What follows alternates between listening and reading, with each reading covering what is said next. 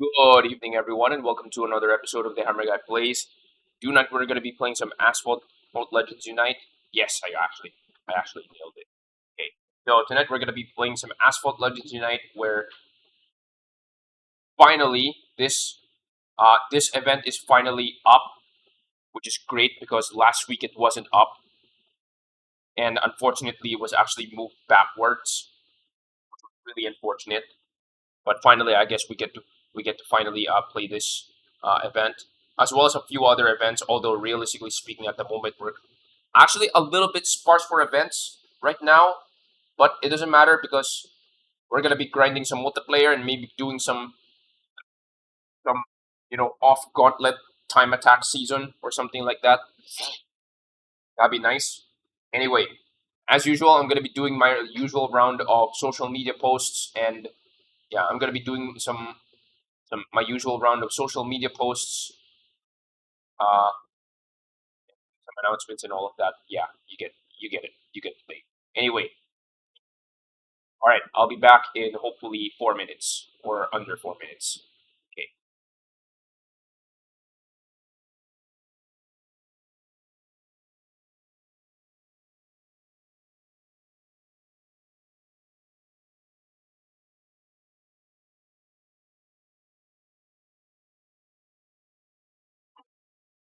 Excuse me. You guys don't need to hear my ah! Oh my god. The allergy trigger is insane.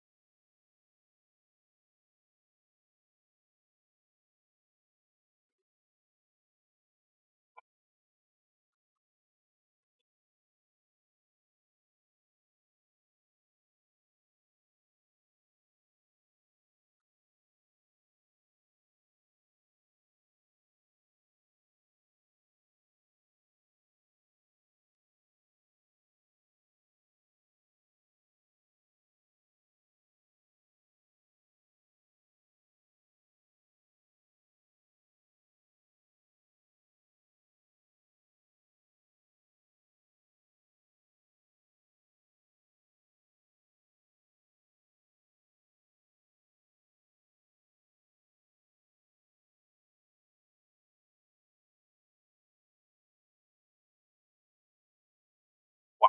This this cloud cover all over my area is just insane. Oh my god.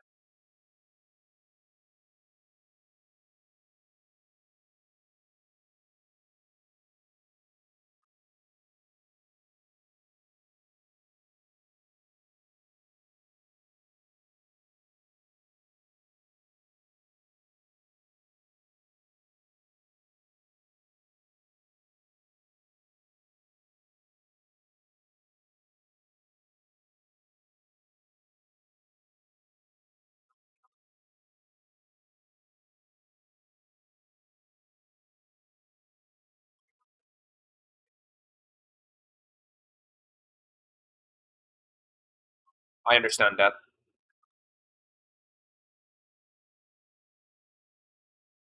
I guess that's already it for my announcement. So I'm just whoa. That was a very bright flash of lightning. Well, looks like I'm gonna be putting my headphones on for the rest of the stream because I don't need to hear that. I don't need to hear that lightning. I mean, realistically speaking, it's gonna be loud enough to actually pierce through my headphones anyway. So yeah,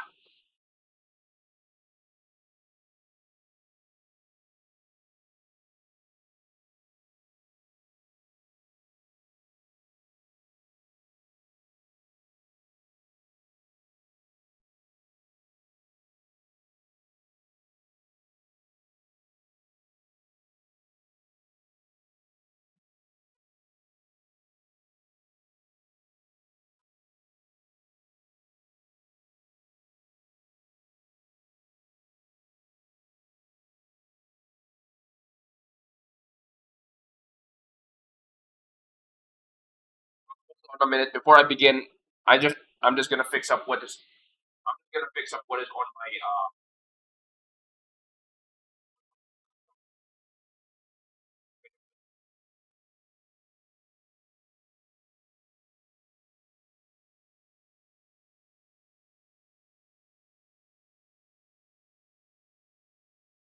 so taking my allergy medication, but then again, that's gonna make me super drowsy. Anyway,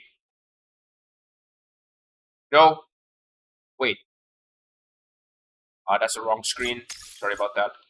Okay, so good evening, everyone, and welcome to another episode with Hammer Guy Plays. Um,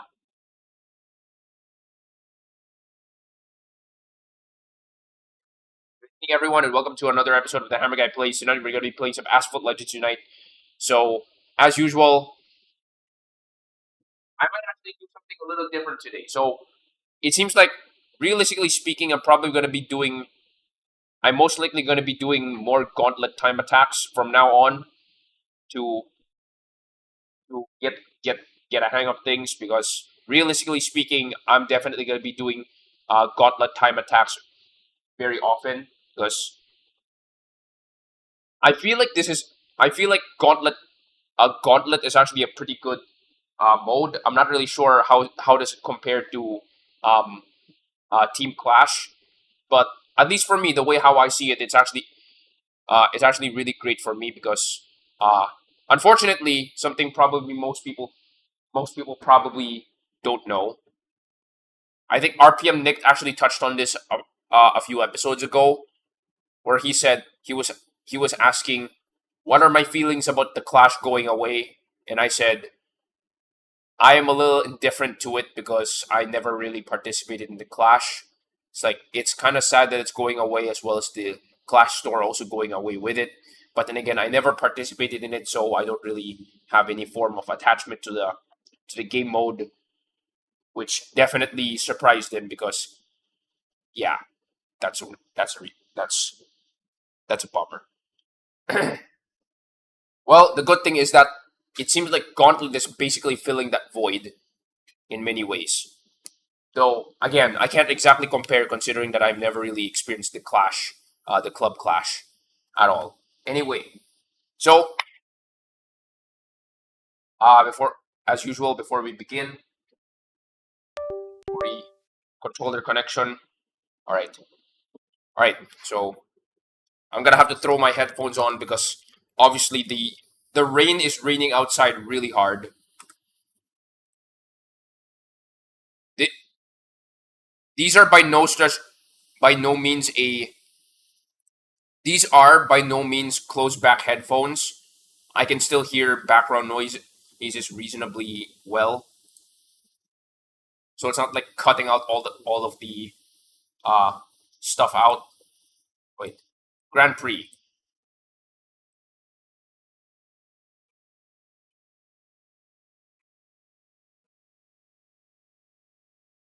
right? Toyota GR Super Sport Grand Prix, right?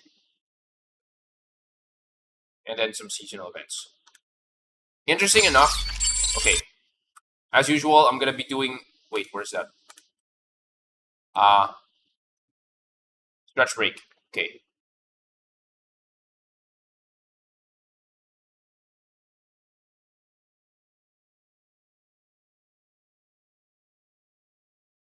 right. As usual, I'm gonna be doing a stretch break, but unfortunately, I'm not going to be doing uh your stretch break. What is this?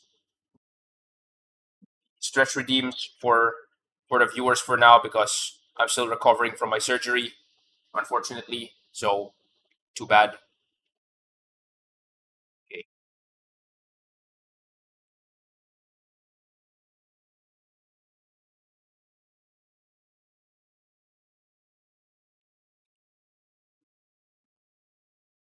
right.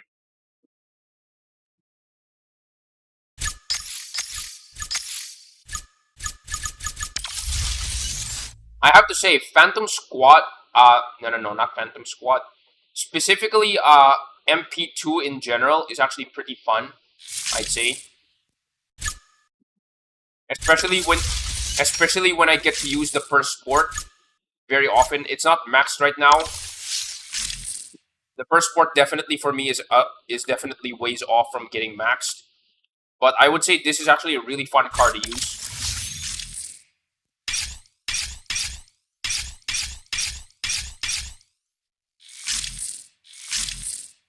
I have mentioned this in the past multiple times that this car is basically a...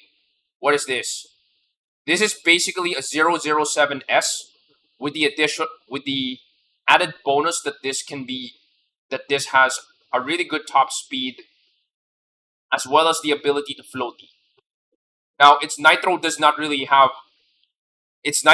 exactly that powerful. It's basically the same.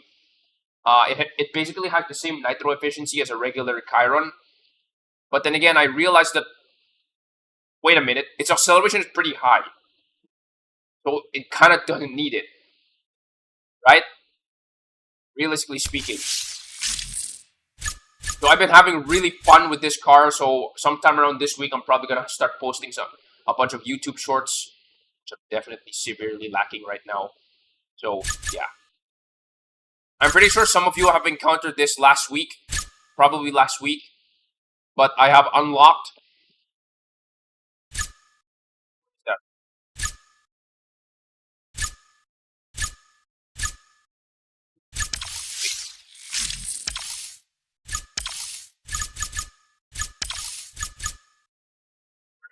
Where is it? Okay. I have unlocked the BEV Sport concept. I actually didn't realize that this is... Harry Shankar, thanks for joining in. I'm not really sure what you're talking about, the dang it there, but okay, anyway. I'm successfully able to unlock this car. This is actually one of the rare cases where I successfully unlocked a car in the same special event that it debuted. So the first one is definitely the GTR Neon. And you've probably seen a video of that on my channel, and if you haven't, you guys can go take a watch for that for after this stream, or maybe when I'm taking a stretch break and maybe look at it. And then the second one is probably the Shelby Super Snake. So they're both. So this one and the Shelby Super Snake. So unfortunately, you guys are probably not going to be able to see this this car in this what is this? You know what? Yeah, you guys are probably not gonna see this car in for this stream, or at least me using this car for this stream. You know what? In so many ways, looking at this car is shaped like a Viper. Or then again, I would say it looks like a more awesome version of a Toyota Supra. It's just that the front is not shaped like a Toyota Supra. I really like this car. Now, as of right now, I think for the daily events, for the daily events as of right now, I think... Oh, you just loaded right now, okay. For the daily events right now, it's Class S Elite. Right? Class S Elite. So, by the next time that we see the Class A Elite, it's probably... Oh, okay, it's already charged.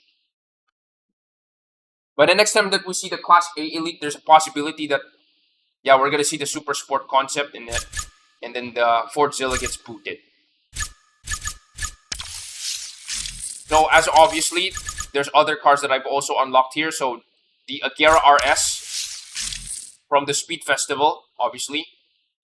I have not used this car extensively, but this thing is probably going to be a time attack monster. I mean, like most Koenigsegg cars that I realized. Maybe except for the Gemera or Gemera. I don't know if it's Gemera or Gemera. I don't know. Anyway. So the Agera RS was a Clash car. Or at least was a Clash car. But they're making it free to play and accessible to anyone who's probably not played the Clash. Like me.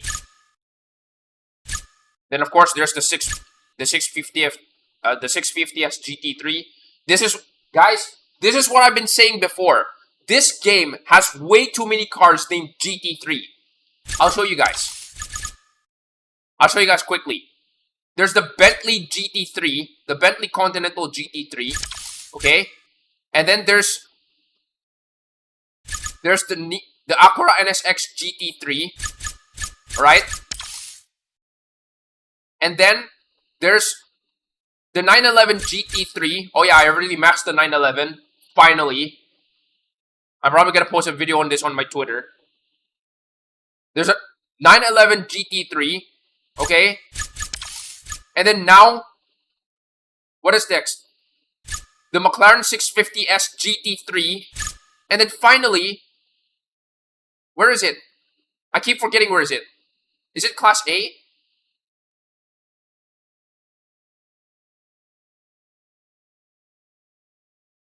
Where is it? Oh, it's this one. The Sorpasso. The Franchiviento Sorpasso GT3. I'm pretty sure that there are other GT3s in this game, but that's a grand total of 5 GT3s, at least one of them in every class. There's so many GT3s that you have to specify which one.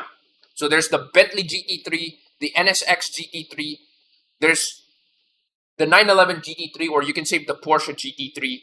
There's the McLaren GT3, and then there's the Sorpasso GT3. That is one GT3 for every class. There's just way too many. Oh well, anyway. Wait, what was I ranting about? Yeah, so those two cars that I have unlocked from the Speed Festival. You know what? Let's do a little bit of the Speed Festival. I'm actually no, not just me. I'm pretty sure everybody has been a little disappointed that they absolutely nerfed the heck out of this the spotlight events. But to be honest, I'll be honest. The Easter spotlight was a little too what's this? It was a little too generous.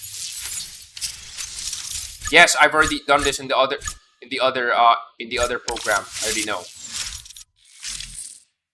Okay, anyway. Let's do a normal run. Wait, is this Putong Rice or...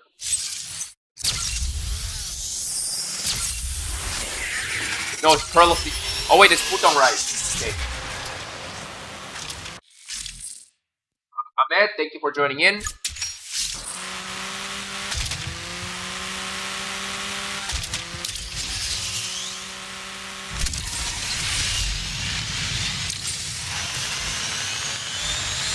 The classic Diablo.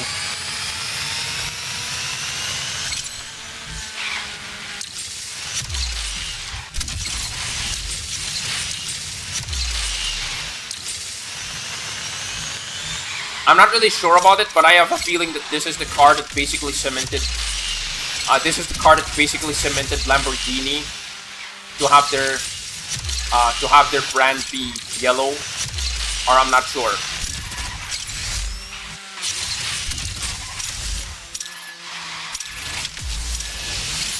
I need to get at least 8. Alright.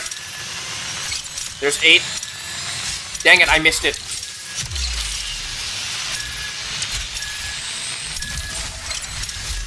Okay, that's a near miss right there. No, oh wait, that was a close call. Dang it. Okay. That was a close call. Like, I almost ran out of time there. Alright, so because of that, I got the 4,000 meters.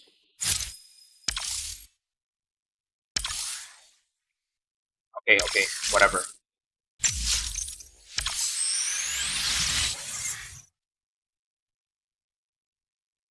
I think my calculation for this one is that the 100... Okay, the 100... Aero Nitro, thank you for joining in. Hello. The 100 notes. What is this? I'm just gonna call this Spotlight coins or the notes. Speedfest tokens, okay. The SF tokens, I'm just gonna call it SF tokens. The 100 SF tokens is 10%. The 25 SF tokens is around 60%. And then I think the 50 SF tokens is like 30%. I'm not really sure what's the average on that, but that's what I calculated. I'm Asian, of course. Of course, I'm gonna. As much as I'm not beating. I'm not. I have no intention of beating the, you know, Asians are nerds allegations, because there's kind of no point fighting that.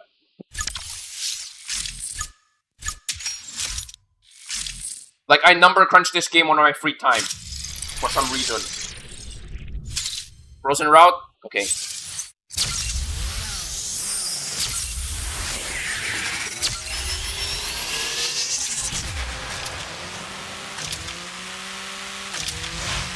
Did I get both of them? Yes! I got both of them. Wait, there's two?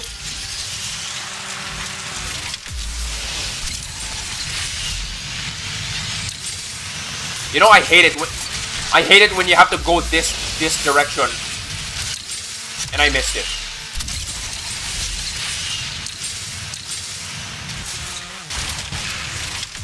This is a very suboptimal route, but it definitely slows you down, especially when you have to enter that tilted road that way. My God. It's easy if you actually have to go from the other side of that one. From the, what is this? I think it's called Mountain Poles. Dang it, I did. Wow, I slowed down there big time. Okay. Just, oh, okay, I just got two of them. Okay.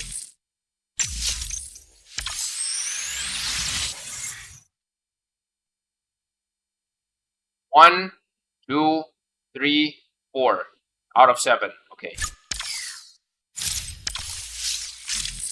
Alright, I'll do one more. How do you feel about this event getting nerfed? Yeah, it feels a little... I feel like they nerfed it too much. Because... Where is that? Do I have the...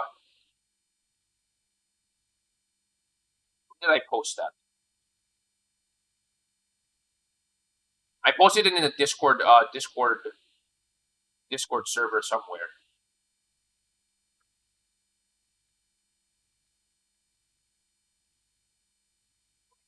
So, at bare minimum, you're only going to get 84 blueprints.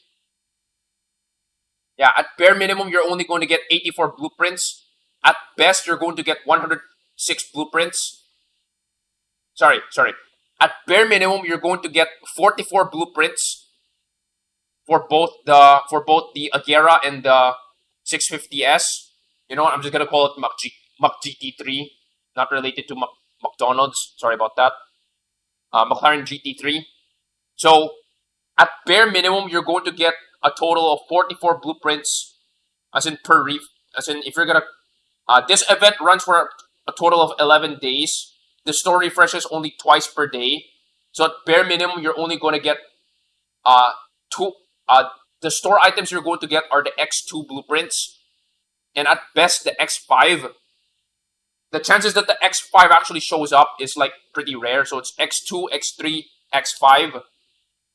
At bare minimum, you're going to get only 44 blueprints.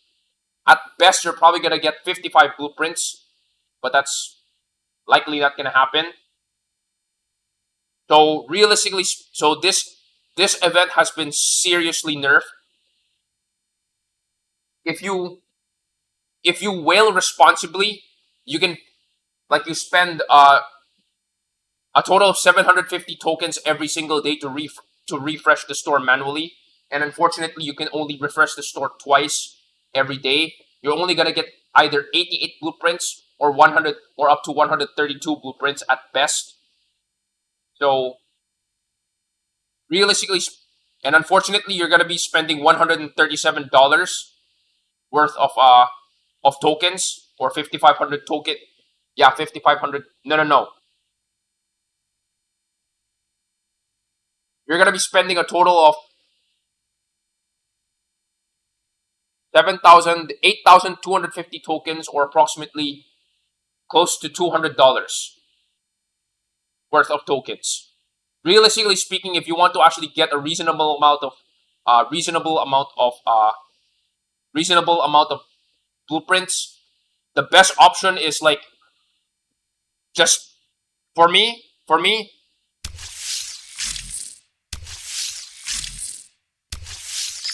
If you're gonna compare this to buying, if you're gonna compare this to hitting the refresh button and actually equating that to dollars, like if buying tokens is an option for you, realistically speaking,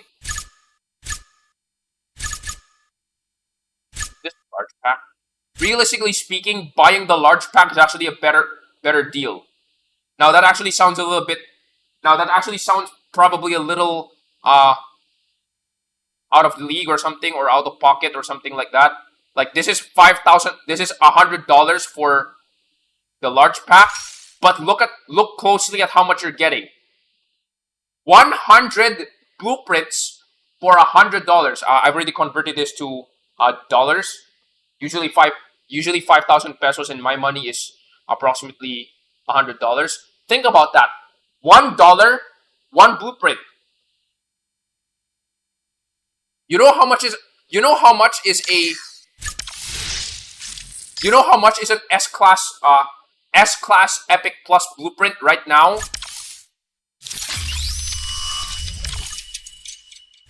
Where is it? Look at this. This is an S-Class Epic Plus blueprint. And it costs 500 tokens. Alright? I'm gonna show you how much is 500 tokens. The closest match here is this one. 500 tokens. This is close to. This is less than 500. This is $10 for 500 tokens. Just buy $10. $10 for 500 tokens, and $10 gets you one S-Class Epic Plus blueprint. $10 for one blueprint in the Legends store. Compare that to this one, where $100 gets you 100 blueprints. This is actually a steal. Well, it is a steal if it is like an option for you. Like if you're okay with spending money on this game. Like if that is an option for you, then yes, it is a steal. So I'm not telling you where to not spend your money. I'm just giving you guys context about if you're gonna be going that route, is it worth it? Because that's always the question. That's always the question when you're talking about microtransactions. Like, is it going to be a worth it option to you? And of course, 2,000 VIPs. So I'm not telling you guys to spend your money on this game if you're not comfortable spending money on this game. It's just that if you're a responsible whale, and if you're a responsible whale and you just don't throw money at this game willy-nilly, like for context, I did spend $5 on this game to get the Unite Pass this season, right? For those who are not aware, I did spend $5 on this season's Legend Pass. So, but then again, at least for me, $100 for spending $100 is a little bit out of my league. But if you're already in that league where, well, you're already spending money on this game, this is actually a bit of a steal, realistically speaking. When you're gonna compare it to this one, where you're spending $200 to get 80, you're spending $200 to refresh this store every single day, and you're gonna get 88 blueprints. If you put it in that context, yeah, it looks bad. Though again, that assumes that you're actually spending money to actually get tokens in this game. Well, I don't spend money to get tokens in this game. Maybe, well, at least directly. Okay. So there's your little bit of context there. Okay. I missing something? Oh, wait, okay. I apologize. I get distracted a little too easily. Alright. Oh yeah, wait. Special events. Daily events. Okay. Most of these events I've already done.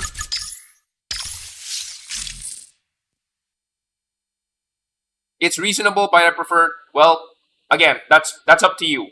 I'm not telling you to spend on this game. If you're not comfortable spending on this game, well, that's okay.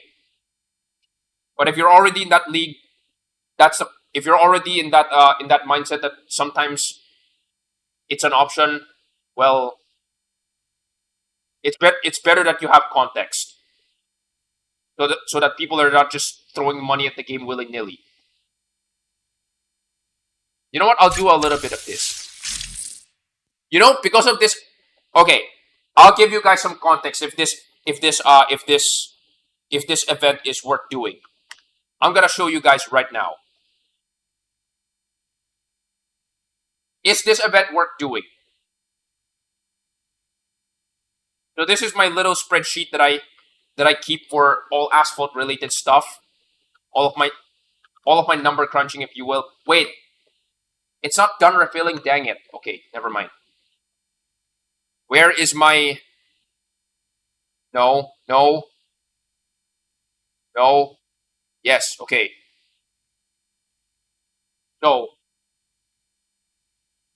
I have taken note of every possible car hunt drop rate. And if some of you follow Asphalt on Twitter, sometimes seeing what is this? Updates on the game like car hunts. Sometimes I actually post the drop rates of previous car hunts from years past. So yeah, basically I'm one of those people who is like the drop rate guy or something like that. I used to call myself the drop rate guy for a while. So is this usually car hunts are usually somewhere around 10%. 10% drop rates. So for every 10 packs that you open in car hunts, you would usually get one blueprint. Right? Is the star hunt worth it? This is the drop rate so far. 35%. This is actually not bad. Though I would like to be a little bit transparent to you guys.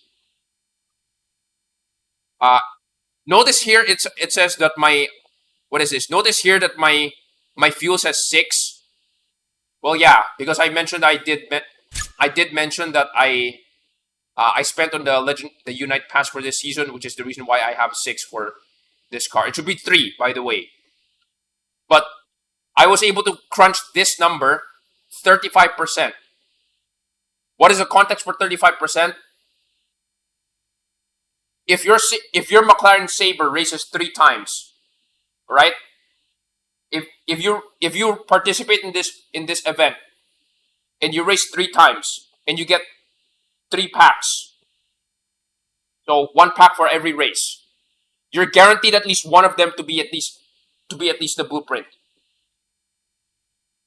So this is a very worth it. This is a very worth it event. I was able to get my McLaren Sabre from 1 star to 2 star. The only problem is that obviously the drop rates are, the amount of times that this is gonna drop is actually limited. So after the first 20 races, you're now just stuck with just 1. So maybe you're getting like 2 every run.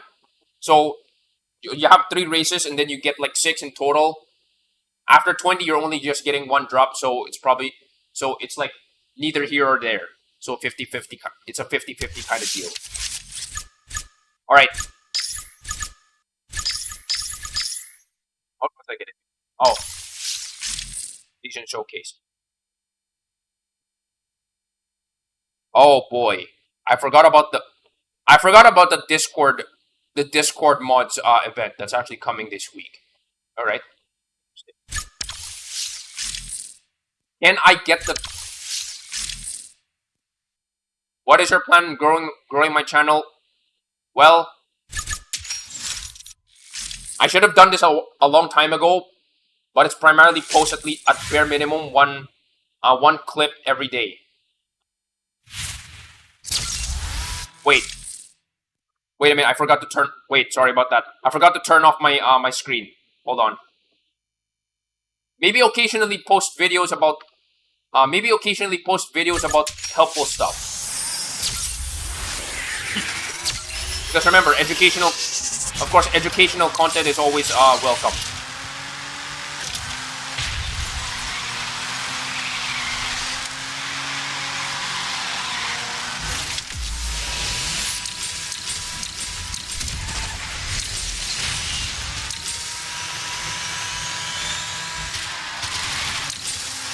Something that people probably has not done yet.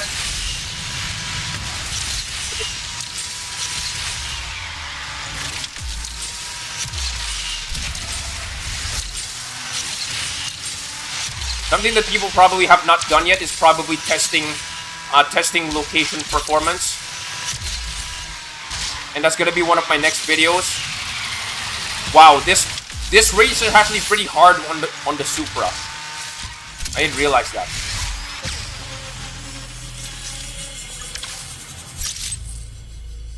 Wow, okay, that's actually pretty different. I mean, this is just rat race, realistically speaking, so, oh well. Okay. So, unfortunately... Okay. You know what? Unfortunately, I could not... unfortunately, there's not much else to do, so you know what? We're gonna do something a little new. We still have 13 minutes. For those who are interested, let's do some gauntlet practice. Time attack practice, if you may. If you guys would like to join in, I guess go ahead.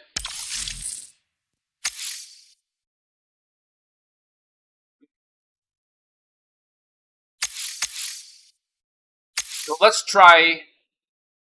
What is a map that I'm not familiar with? Oh, okay, this one. This is a map that probably no one has seen yet.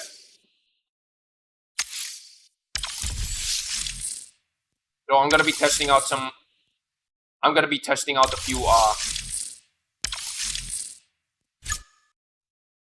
posting multiplayer runs in some event times. Yeah, if you're gonna look through my channel, you will notice some of my YouTube shorts involve some random shenanigans in multiplayer. At the moment, my most viewed and as well as my most liked video right now involves Asphalt Physics. Okay, so what should I start with? Let's start... No. Let's start vanilla. My best car for Gauntlet, or my go-to car for Gauntlet, is actually the Ultima. No, don't give me St. Peter's kickoff. 30-second track, Ironclad Descent. Let's do it.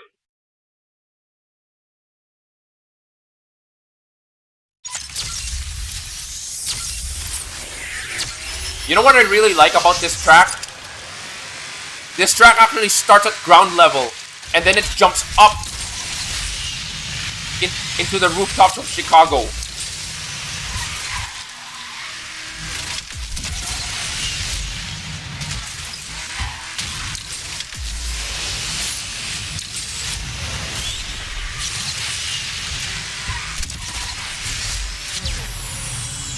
Okay, that was bad.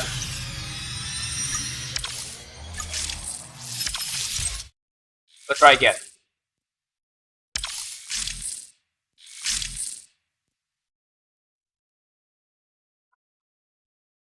You know what? The name Ironclad Descent is actually named wrong. You start from the ground level of the shopping district and then you jump upwards. How is that called? Why is that called ironclad descent? If anything, that should be ironclad ascent. Okay, so now I know that jump is a trap. Okay.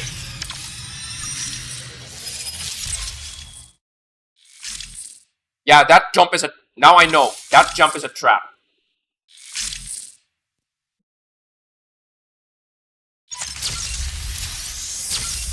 Hashtag, it's a trap.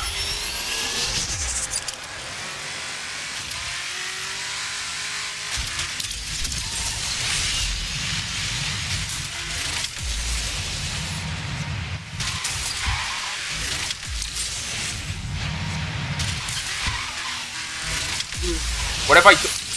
No. Okay. Those are weird ways to actually approach that jump.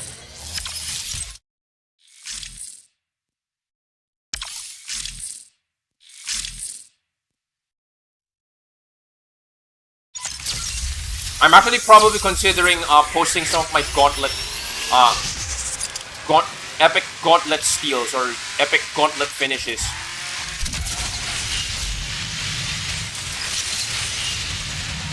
On.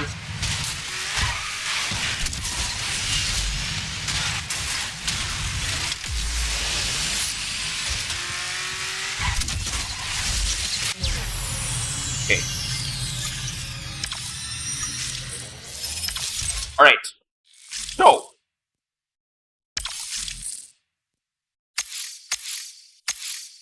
Okay, wait. San Fran Railroad Bustle.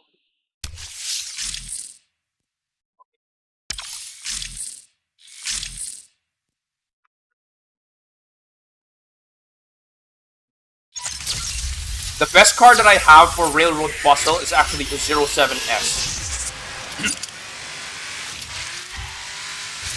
Something interesting about this track is that a good 50% of the track is actually off-road.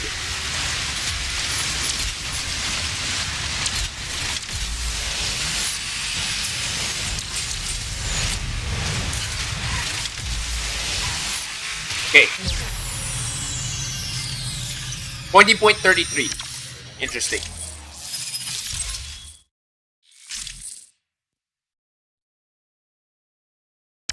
Now that assumes that I actually take the middle.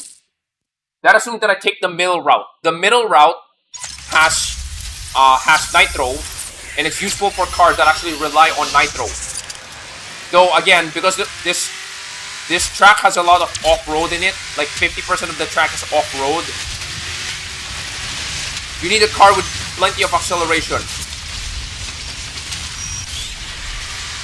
Okay.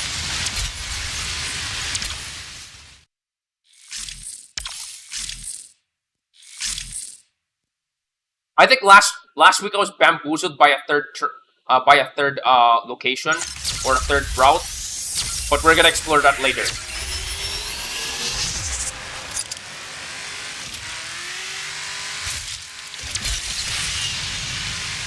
We're gonna try the second route, where we drift a little bit. We hit the nitro, hit a forced barrel roll. Okay, 20.6.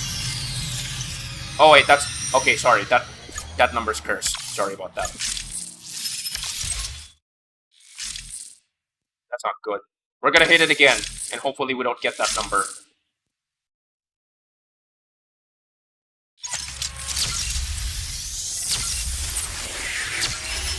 Okay. Stop telling me I have a poor connection. I'm playing solo, damn it.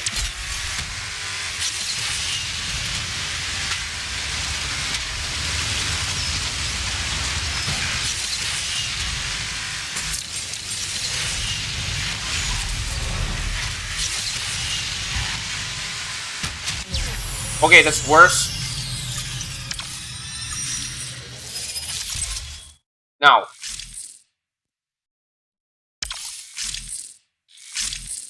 The third way to complete this track is actually weird. This one involves a barrel roll. This one involves a barrel jump. Okay.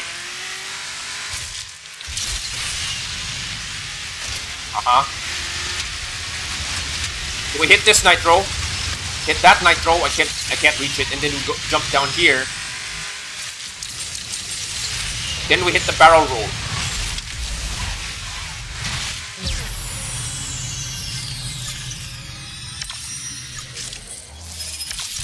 Now, for cars with craptastic agility or cars that are not lightweight, that is probably not going to work. But I remember that approximately 2 weeks ago. Wait, no. I think 1 week ago, I lost to a Huracan that actually took that route. It's a big yikes for me.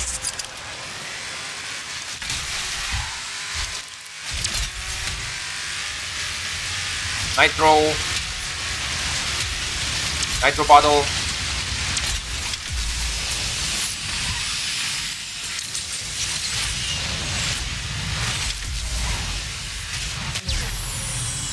Flawless victory. Right. A quick study. Okay. I did hit the nitro here. I collected this one. And then I collected this other one. But once I collected this one, I aimed for this sawhorse. So this is something. As somebody who can't just feel like it, like I have to take in visual cues. I noticed this sawhorse over here. So basically, sawhorses are like wooden blockades that are usually used in conjunction with cones to block off something. I see this sawhorse. So when I hit the shockwave, I aim for this sawhorse. So this one is an important visual cue. These obstacles are not just for show. I basically aim for this sawhorse. And of course I have to watch out for this bus or I might get busted. And then of course I take this barrel jump. I run out of nitro here, but I save a little bit and hit the nitro again.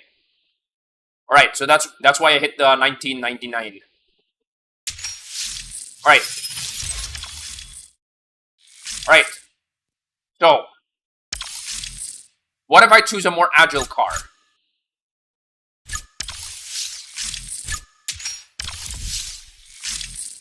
This car is actually my second best agility-oriented car. Yeah, this one is my second best agility-oriented car. My best one is probably the 07S. But this one is like my second fastest agility car. And it has the ability that it has longer lasting nitro.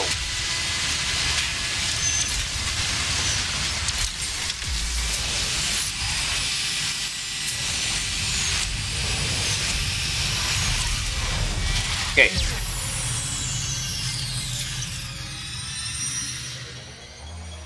So this one's actually slower by a little bit, but it's like, I would say if it's like between 1 second, I would say that's functionally the same. Because realistically speaking, this car is actually not any faster. Though this car's acceleration is way up the roof, so alright. So the Ultima has an acceleration of 81. The Theon actually has an acceleration of 80, but has a handling of 90.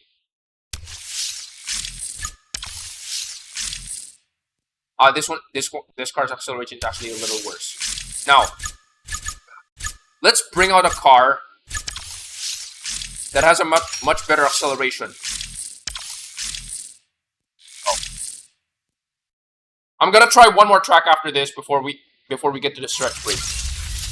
Before we get to the stream break. Don't worry about it. Wait. Wrong Bugatti. Sorry about that. Oh.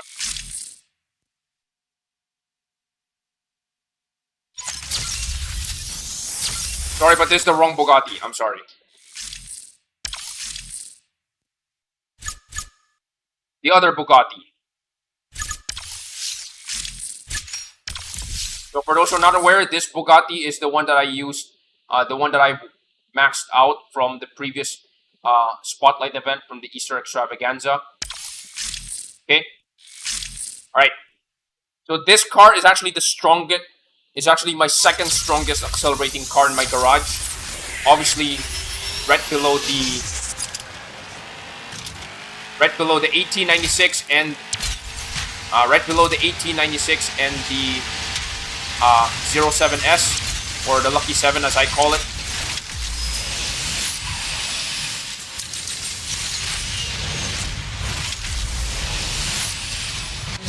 Really? You really have to give me that number?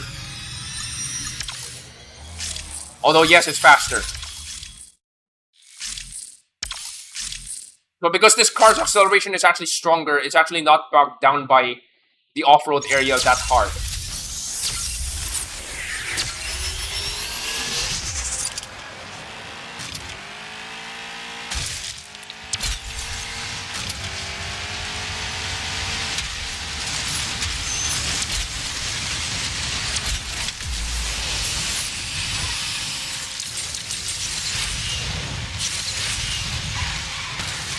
Okay, there you go. That's my best time.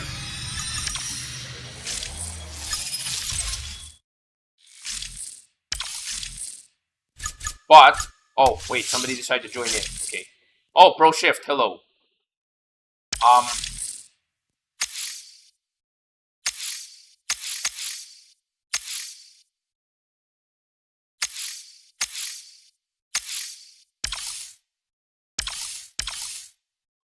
I'm gonna set it to ghost mode so that we can do, like, time attack.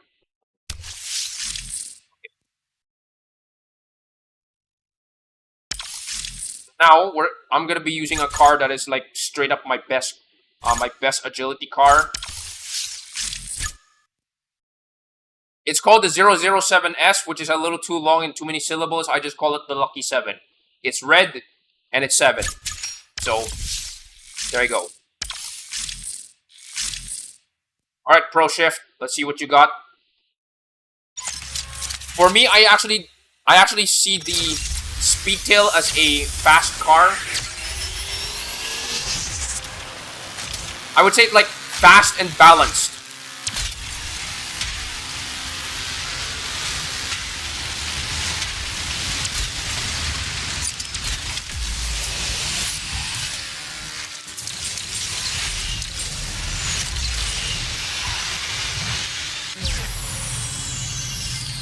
Nice.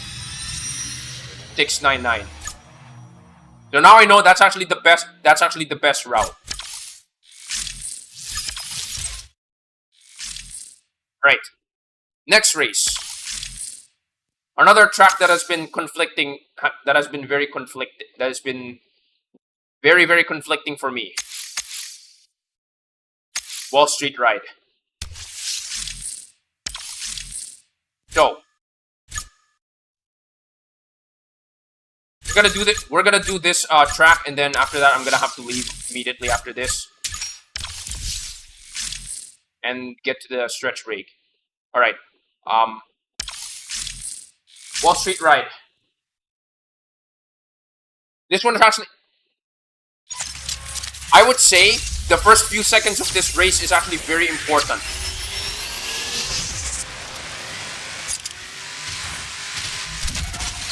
One, 2, 3, stop.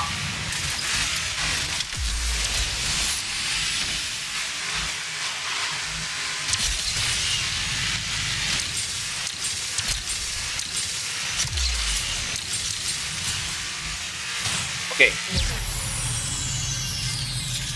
22 seconds. Not bad.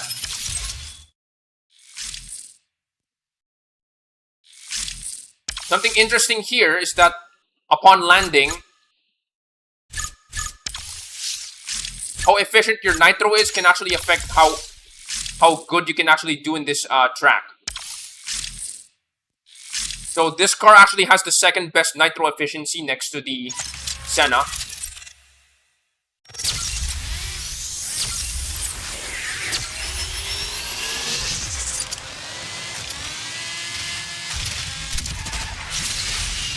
2, 3, stop.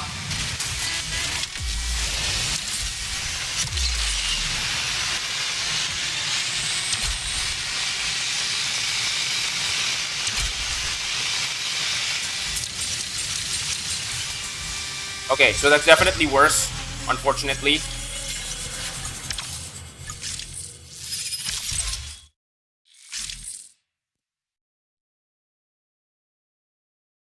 The best car that I use for this track is probably the now this is a very straight track after this drift. Yeah, this is a very straight track after this drift. But don't let that fool you. Top speed cars are actually not recommended here because there's not many jumps here. So the best option here is to use an acceleration based car or an agility based car. So in this case, yeah, I would actually prefer either the Bugatti, either the Chiron or the Per Sport Chiron. I think 21 seconds is my best time here.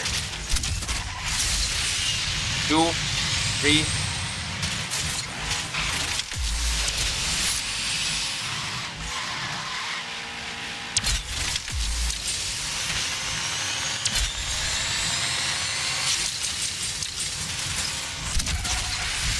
So yeah, so in this case, agility is key in this track.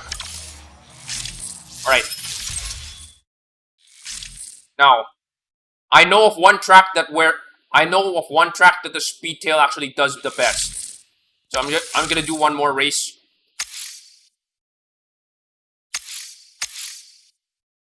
This one stumped me before until I figured out the sauce.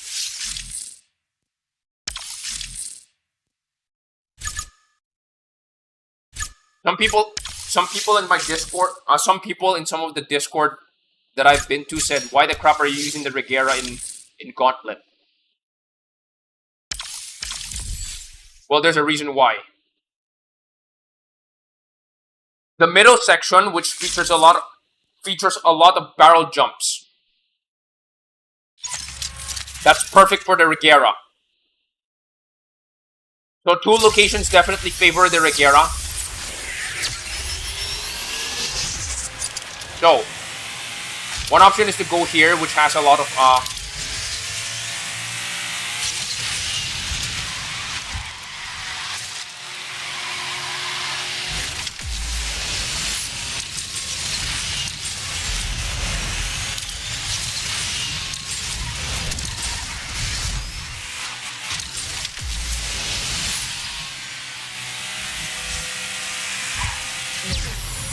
okay. 27.9. I think 27.9 is actually my fastest in this track.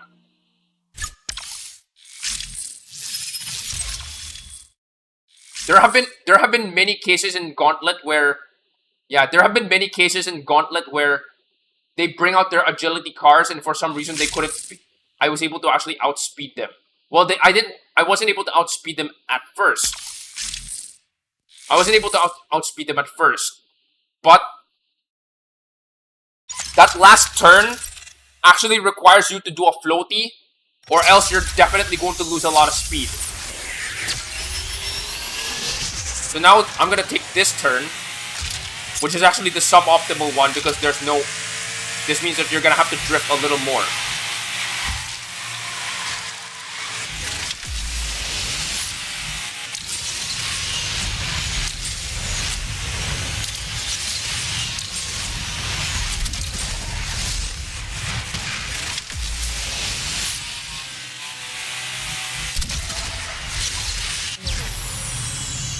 You really have to keep bringing that number up.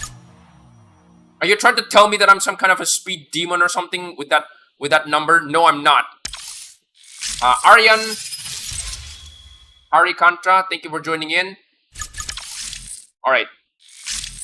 ProShift, if you're watching, I'm gonna have to take a break now, so I'm gonna have to leave this room to you. Thank you for joining me in this gauntlet practice. I'm probably gonna have to do a few more of this later on. But for now, I guess the room is yours for now. Okay. So, all right. Okay. So I think I've already overdone my stretch break a little bit. My stretch break timer, or rather my stretch timer. So okay. For those who are not familiar, I am so every 45 minutes I would typically get off my butt here and perform a bunch of stretch or a bunch of cardio. But as I mentioned before, for the next I think from 2 weeks ago, I mentioned that I'm probably not going to do any stretch redeems, unfortunately, because I'm recovering from a surgery. So yeah, I'm recovering from a surgery. Don't worry, it's just going to be like a 2 minute break for me. All right, and if you need to go, I guess. Thank you for watching. I guess. So I'm just gonna stand up and then do a few stretch. No, I'm not. I need a bathroom break right now because I drank like a liter of water before the stream. So I'll be right back. Okay.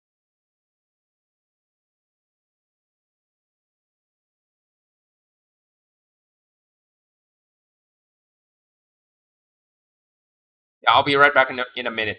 Don't worry about it.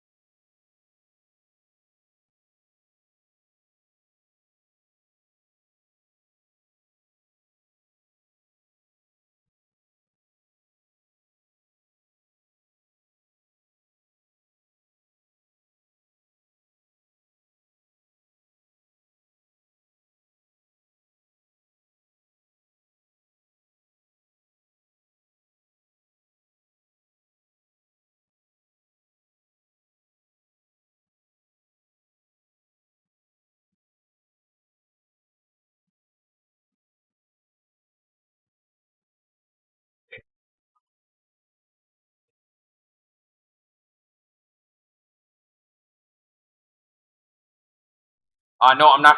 Don't worry, I'm not. I have not started yet. All right. So wait, hold on. Normally I would wait. Normally I would do a stretch redeem if there are new subscribers around here, or if I get new likes. But of course, unfortunately, I can't exactly do any kind of cardio or any kind of heavy amount of cardio because uh, I'm recovering from my surgery. I'm actually mostly okay now, and I can technically do a little bit of strenuous exercise. But then again, my my surgeon has mentioned that I might get hernia. Uh, I'm not gonna elaborate what that is. You guys can search it up yourselves. So I'm just gonna do some light stretching. That's all.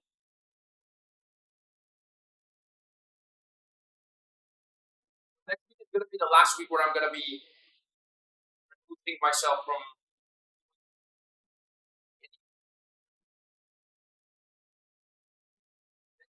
the last time I'm going to be holding back from stretching too much, or rather, holding.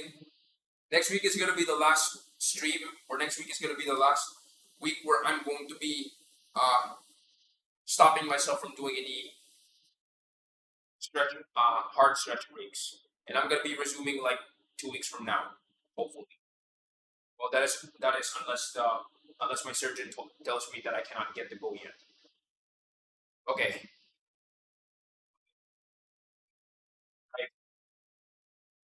Oh, I think the storm stopped. Just good.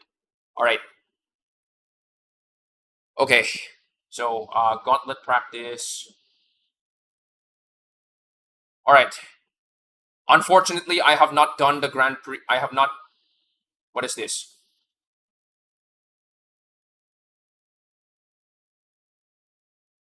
Unfortunately, I have not done the Grand Prix yet for some reason. So I'm gonna be doing that right now. Okay. Wait, hold on.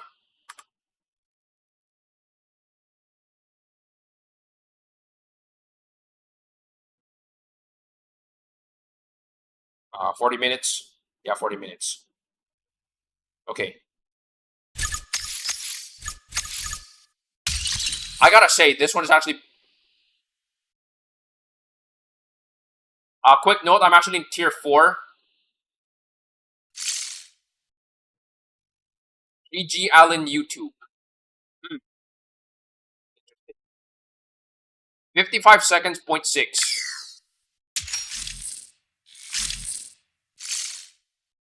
I'm gonna have to look up a guide on how fast, how were they able to get this. And I think they're overclocked as well, so okay. Let's see if I can... Oh, I have not upgraded yet. No wonder. Okay, that kind of makes sense. Okay, okay.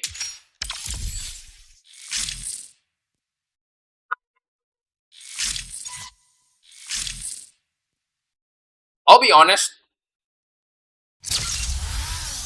I actually kind of like that the gauntlet actually has a strategic element to it. Like, you don't just get to use your fastest cars and hope that you can barrel through everyone. It's not that simple.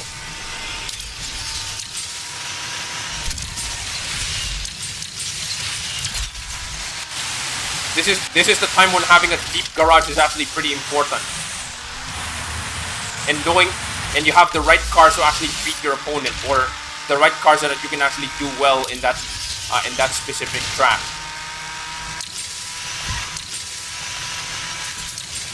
So basically, it's time attack with strategy. Compared to just MP, where you only get a vague expectation of what your opponents are going to be and what your track selections are going to be, but you can't exactly plan ahead.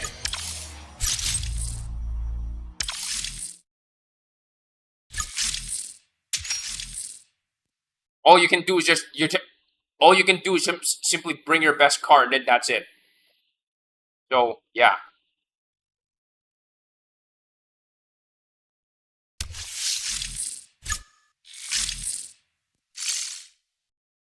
Yeah, Alan, yes. I'm guessing this is supposed to... I'm guessing this name is supposed to be like, alien. Similar to the word alien, I think. Oh well. Now that you put up that emoji.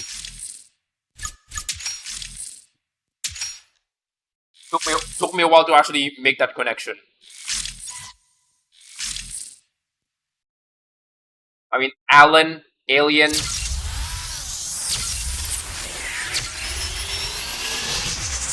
Yeah. Anyway.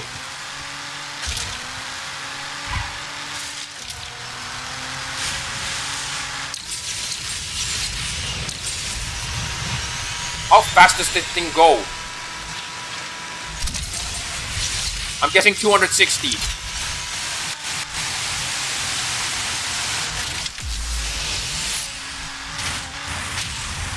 So this car's legitimately a time attacker.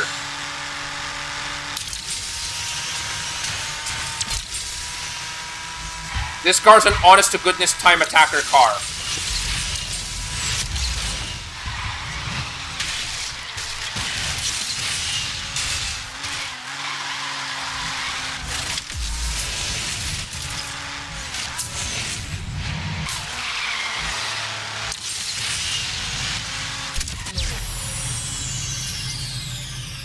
Some non-English speakers created that term in the community, probably by accident. Yeah, I guess so.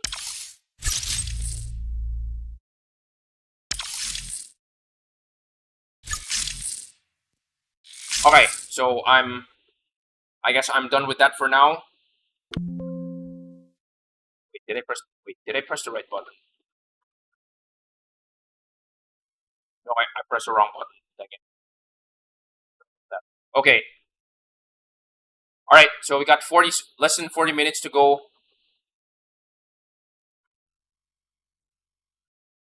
Some rank. So unfortunately, I'm.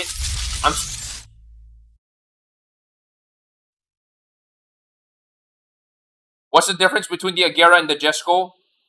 I'm actually not sure because I have not I have not driven the Jesco extensively yet.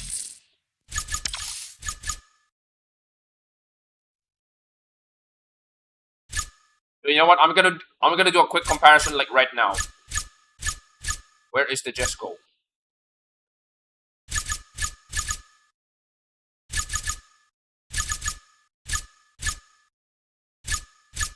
The better Jesco.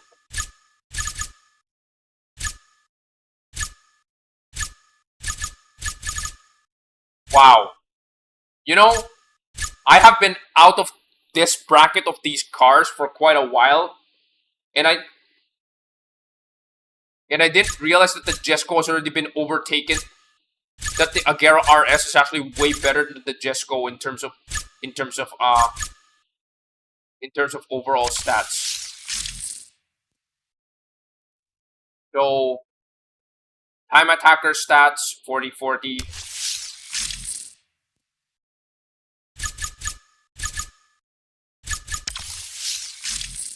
The Agera also time attacker stats.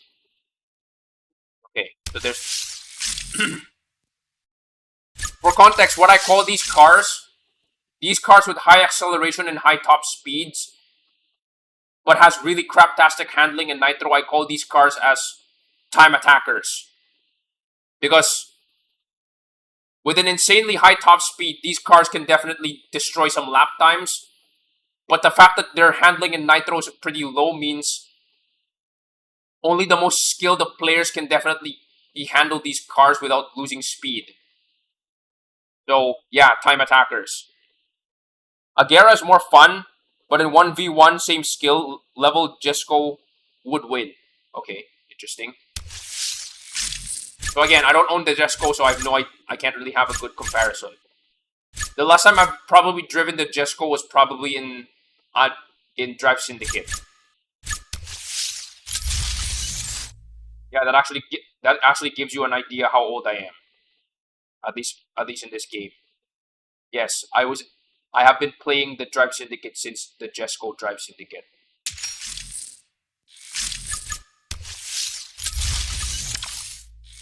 So because of that, I'm old enough to remember that this car is a Drive Syndicate car. And whenever this car shows up in multiplayer, usually I'm like one of the only few people who's actually using this in multiplayer.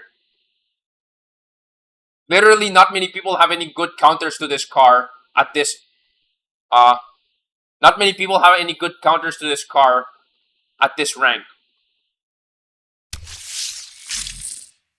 But this car is actually a beast. I guess you can say it's a godly beast, like from the update that it was in. The Drive Syndicate remap was part of the Godly Beasts update. So the cars featured there was the 4i. Yes, the 4i came from that update. The 4i, the Shelby GR1, this one, the Ital Design 01, the Genti, the ZR1, the Genti, and then finally the Remac Nevera. Well, it was then called the Remac C2 back then, but now it's called the Remac Nevera. Now that's no longer a concept car and actually a production vehicle. All right. So let's grind some rank. Let's hope I can reach Platinum League 2. 2614. Let's get to 26. Let's get to at least 2800. Let's see if I can get to 2800.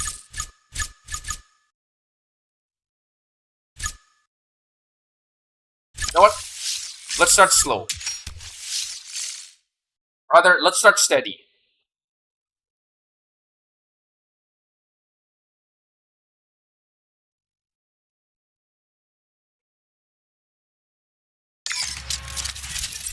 Wait, what?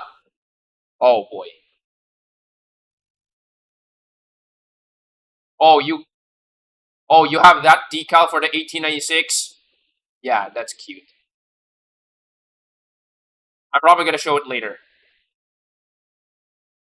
The decal that I have. For those who have watched some of my videos on my YouTube channel, you guys know what I'm talking about.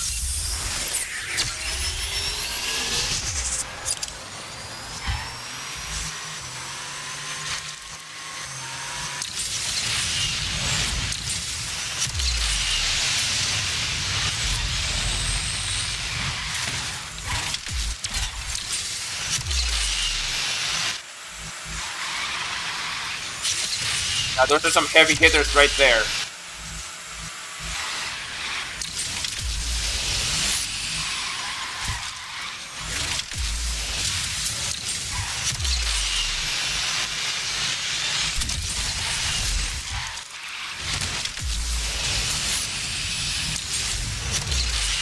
That was an unintentional barrel jump, but okay.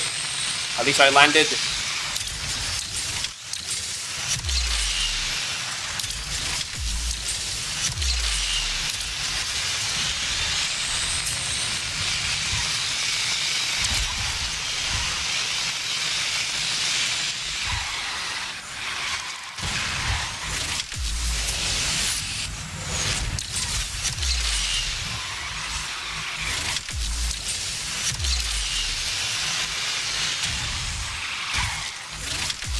I need to outdrive this guy.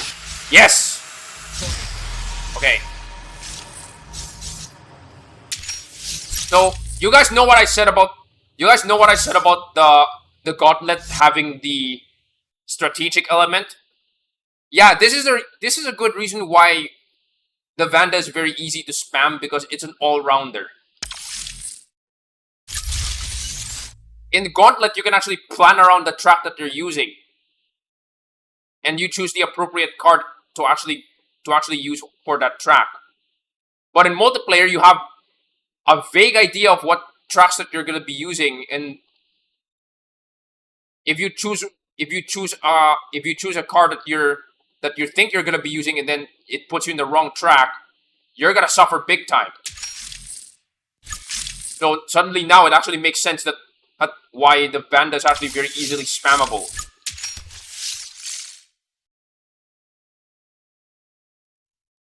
Compared to Gauntlet, at least in Gauntlet you can actually see what what track that you're gonna be using, and then you can plan around that track. Does the track have plenty of turns like La Boca or Urban Rush? Then you can choose an agility car like the Huracan or the Vanda. Does the location involve a lot of jumps and a lot of straights, giving you plenty of opportunity to reach insane speeds? Then you can use the Regera. Or maybe the Speedtail sometimes, I guess.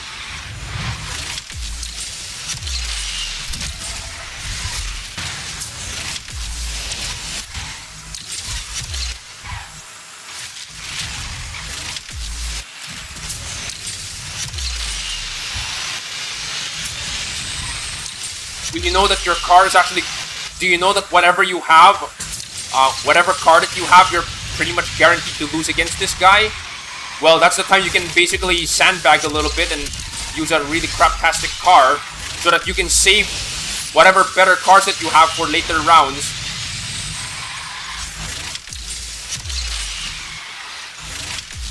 So you can get back on that guy.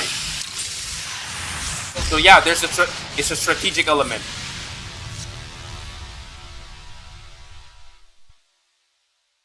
It has a low handling stat, but it feels more sensitive, yeah.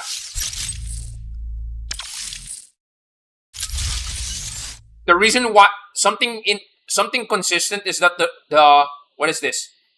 The floaty monsters in this game are something consistent about all of them is that they're very light. Most of the floaty monsters in this game are like they're like lightweight in real life. Many of the Koenigsegg cars are very light.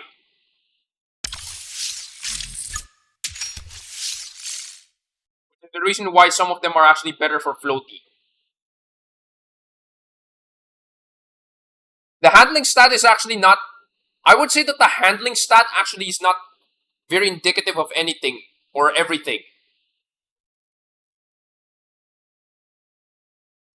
I think the handling stat is actually more of like how much speed you lose or how much speed you retain when you're drifting.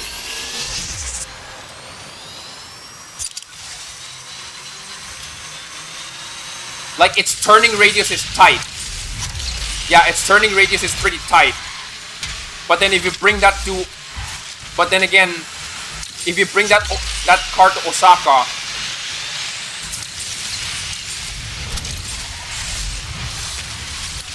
well, I take good luck trying to gain speed there. Unless you actually get to the sewer, to the rat race area like here. Well, you definitely hope that there's like a rat race area that you can definitely floaty off of. But then again, I can't exactly say because I have not used the Jesco that extensively. I guess the closest card to the Jesco that I have is probably the rematch time attack,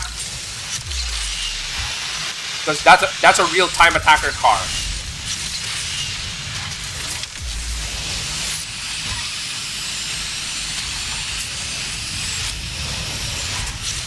Oh well, there's also the Regera as well, of course. There's definitely more stats, yes, of course. I guess weight is actually a very important part to determining how good a car performs floaty.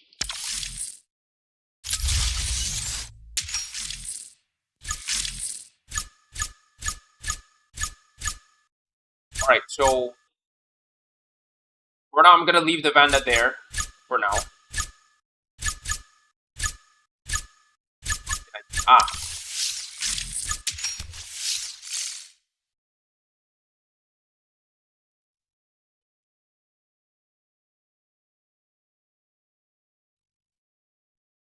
I think this car is actually my best drift car next to the Senna in my garage. I would say this one is like my Ghost multiplayer king.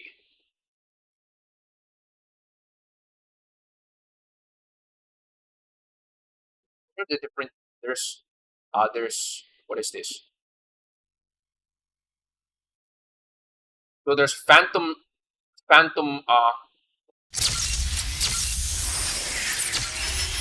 Rush is Ghost multiplayer. Unbreakable Rush is Unbreakable multiplayer. And then Turbo Rush is classic multiplayer. Phantom Flow is when if you say flow, that's when that means slipstream is on. So if you say Phantom Flow, that's Ghost Slipstream. Unbreakable Flow is Unbreakable Slipstream. Okay, that was bad. And then I think classic Slipstream would be Turbo Flow, I think. Yeah, I have no idea how they're naming those.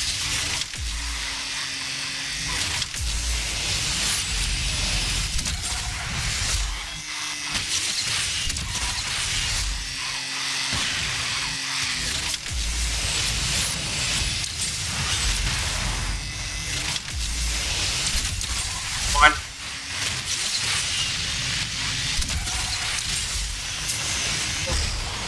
It is a matter of the car's weight and stability, yes.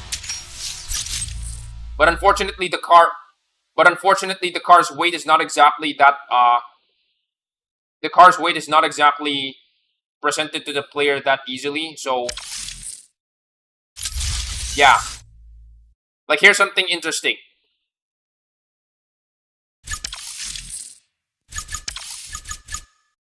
These are the stats of the Ultima RS. Okay? Top speed, pretty fast. Acceleration is like in the 80s. Handling in nitro is like around 60s. Okay? The Bugatti Chiron is very congruent. The handling is actually a little worse. Now, even if you're gonna see, so even if the handling is pretty low, you'll notice that the Jesco, actually not even the Jesco, something I'm familiar with. What is a car I'm familiar with? The Regera. You notice the Regera is actually pretty low. But you notice that if you have used the Regera, you know very well that the Regera actually has a very tight drifting radius. It's just that, of course, if you try to drift with the Regera, you're going to start losing speed. But if you're going to ignore the speed loss, its drifting is pretty tight. The Regera, most Bugattis are known to be pretty heavy. Like among hypercars. Koenigsegg is obviously known to have most of their cars pretty lightweight.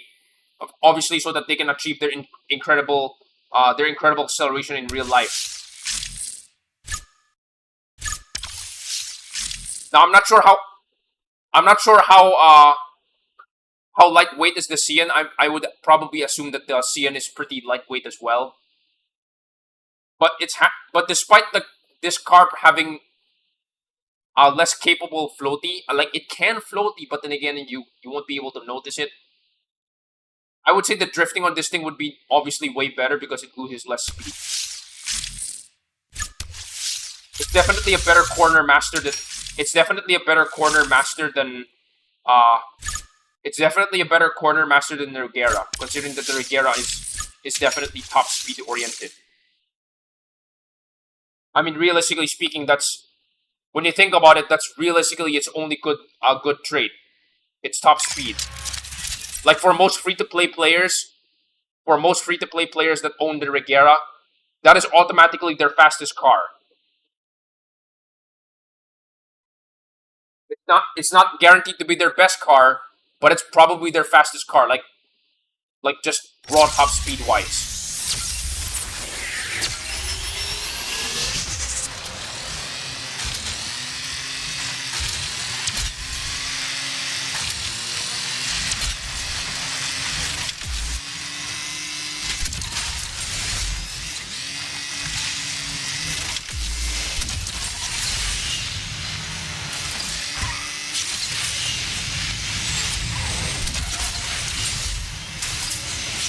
That nearly killed me.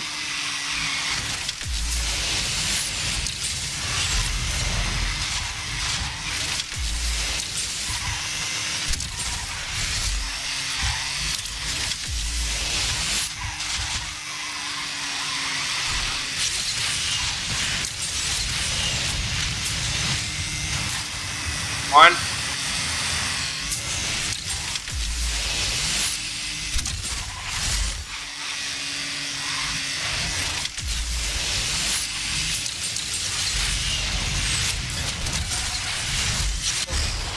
Okay.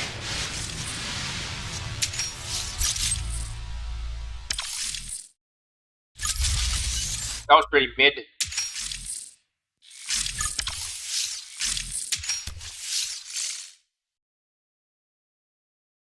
Okay. Oh boy, ran the lobby. Oh, you have a golden 1896? That's nice. That's really cute. You guys will see why am I calling these guys cute for having an 1896. I'll explain later.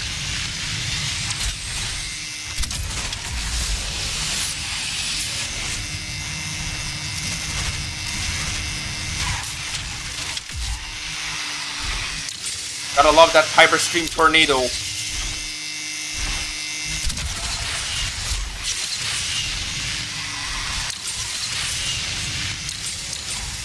Tanish, hello, thank you for joining in.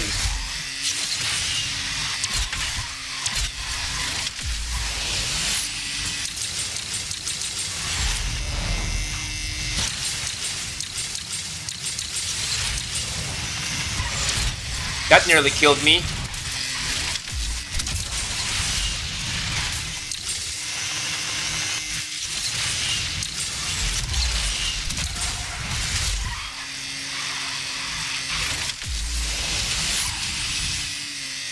Dang it. Wow.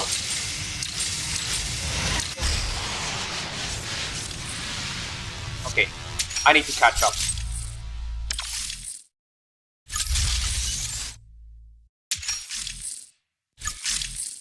So, you guys know why I call these guys with the 1896s cute? Whether they have the Christmas decal or they have the stock blue? Well, I'll show you guys why. Because I have this.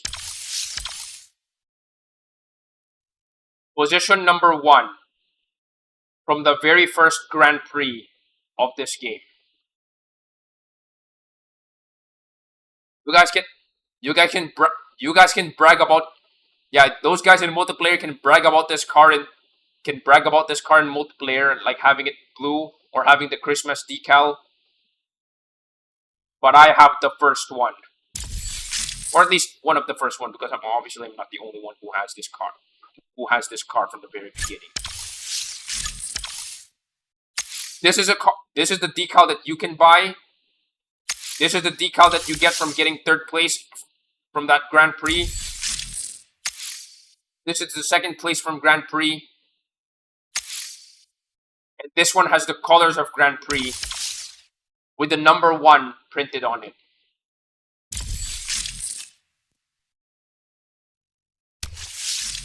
So you guys have the blue 1896 or the Christmas 1896.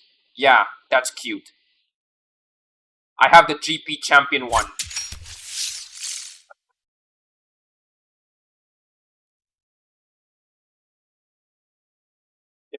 Imagine me flexing this and then suddenly for the next 3 races I absolutely get wrecked.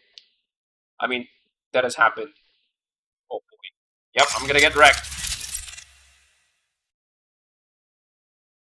Of course, the ultimate flex is gonna be like getting a 1-star Jesco with its key. What, 1-star? No, 3-star Jesco with its key. Roshan Gaming, how am I? I'm fine so far.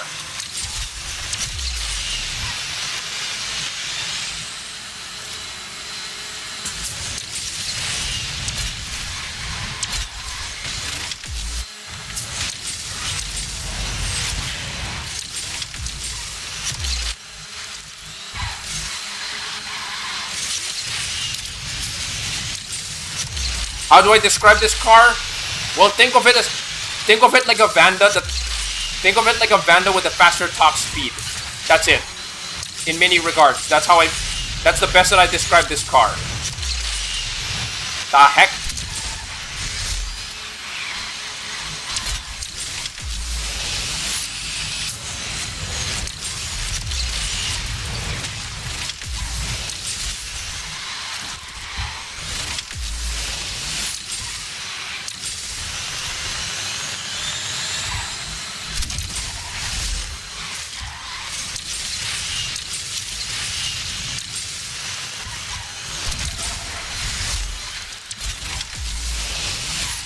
Hello, laggy.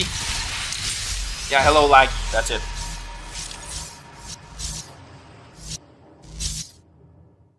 Right. Well, definitely not my best run, but pretty good. Wait, Legend League? Yeah, baby! Let's go. That's what I've been waiting for. Wait! Sorry about that. Here's something weird. Aaron Nitro, you need to go. Alright, that's okay.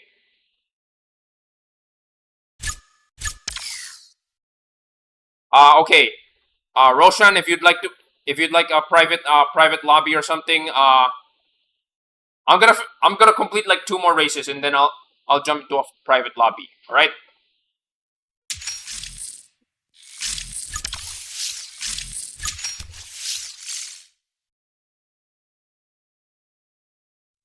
Aero Nitro, if you need to go, well, I guess you can tune in next time and maybe watch the rest of this stream after you get back.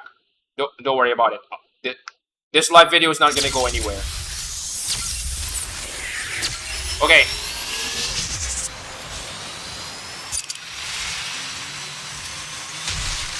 Come on.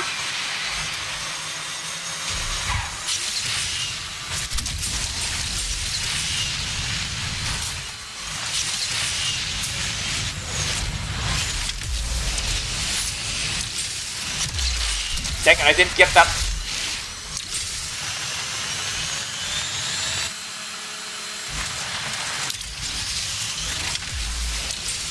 Oh, somebody's bringing out their Terzo Millennial.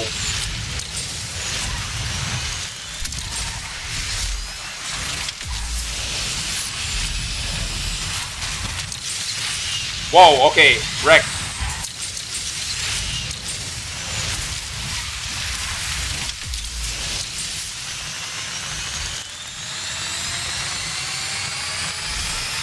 Whoa, wait, he respawned?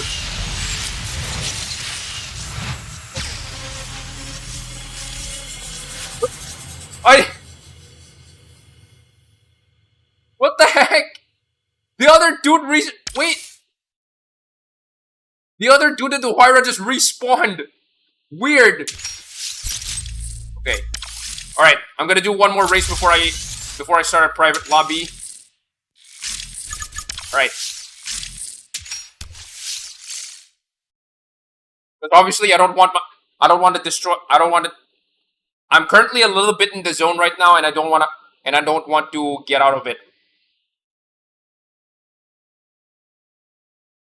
You know that feeling of getting a win streak or something like that? And something interrupts you, and then when you try to get back, it's like, ah, dang it, I can't get back anymore. Yikes. Oh well, anyway. So, I'm trying my best not to break that flow. But I'll attend to you in a bit.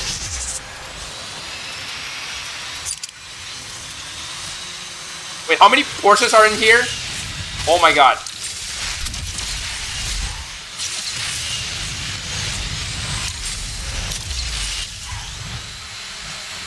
One of these jumps is a trap, so I'm just gonna jump low.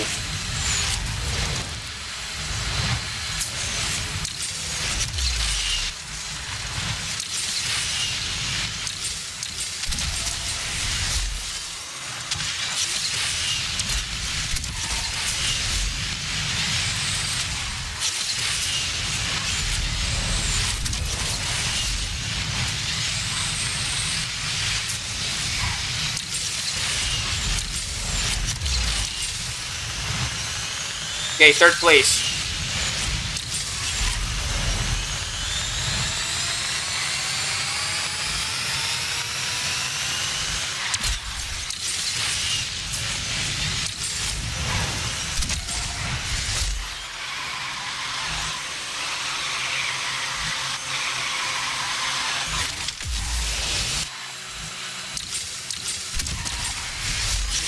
Okay.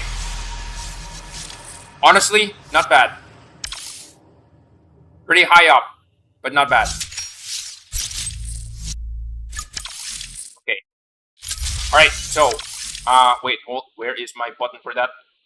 Now playing private lobby. Okay.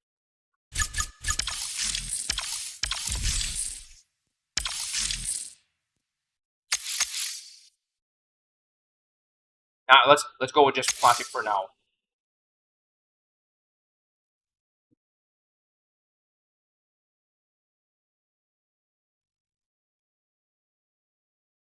Alright. Bring out your top speed monsters.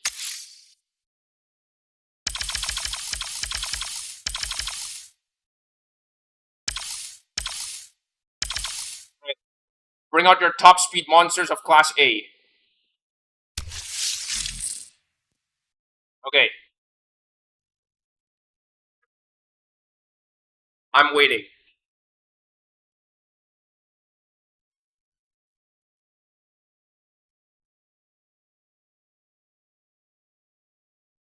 For now, it's just Class A for now. Basically, actually, something very weird. So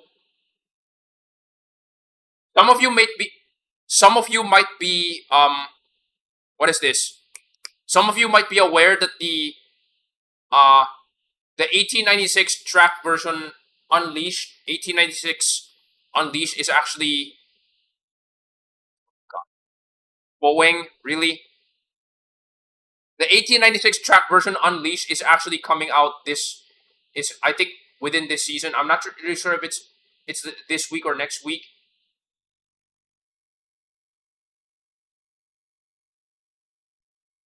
But for some context, for those who are not familiar with this car's maximum rank, I'm actually maximum on everything here except nitro. That's because I need two more to get some good nitro. But unfortunately, 44. But unfortunately, because I'm a few 10 points short, I'm just 4420. So I guess this is gonna be my last week or last 2 weeks that I'm gonna have a 420 in this car's rank. Because why not? Alright. Alright then.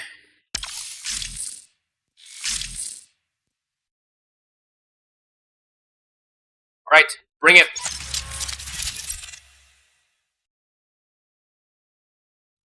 That's a nice wire. That's a nice wire you got there.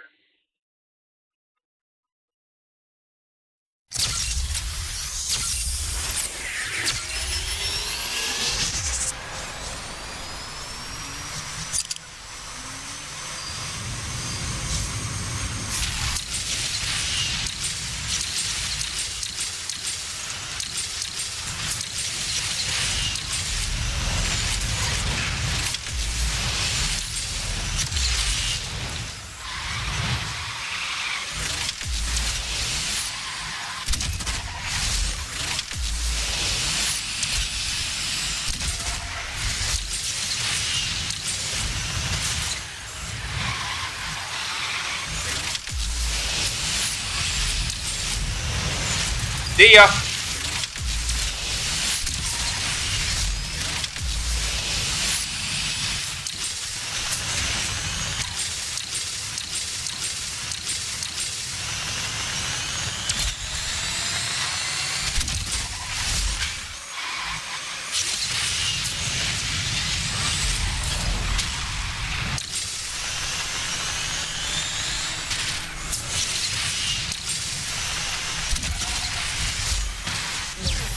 Alright. Honestly, not bad. Wow, I actually won by a hair. Interesting.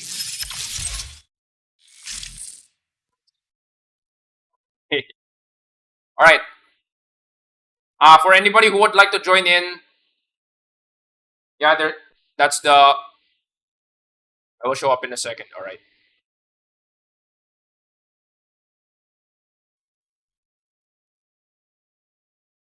You know what? I'm gonna paste this in the chat. Can I play? Sure. Why not, Nath? You know what? SYJR53. YJR53.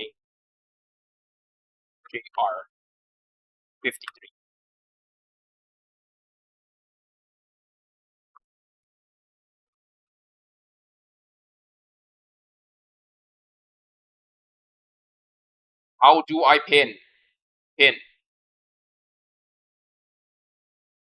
Okay.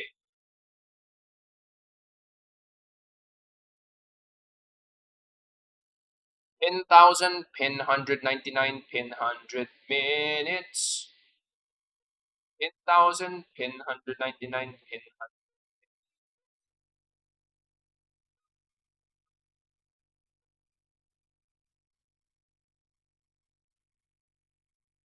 Okay. Oh, there's quite a few people. Okay, hold on. Let's get to it.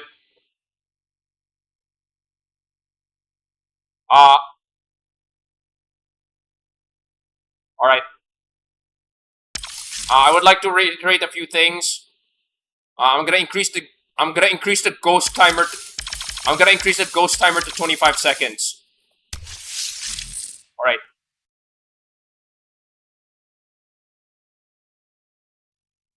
Okay, that's okay.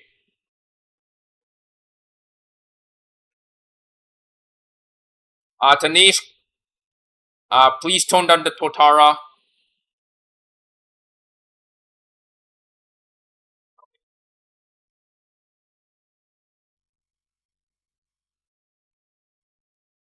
Oh boy, floaty monsters. Okay, interesting.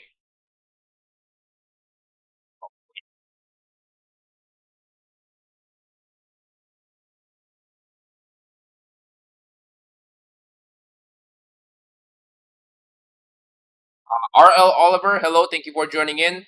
We're currently running a private lobby. Okay. All right.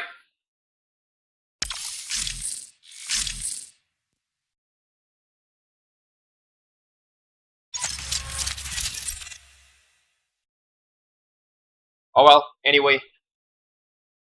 Yes. The golden fiber Huracan.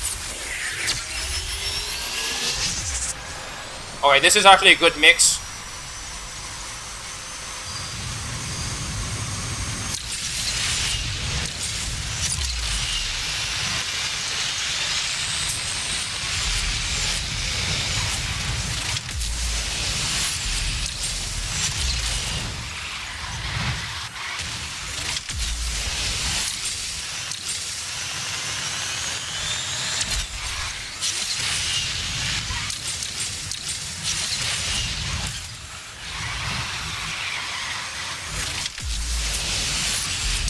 Oh boy.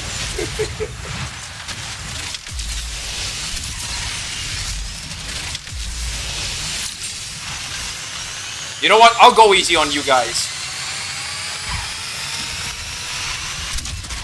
I'll take the fun way.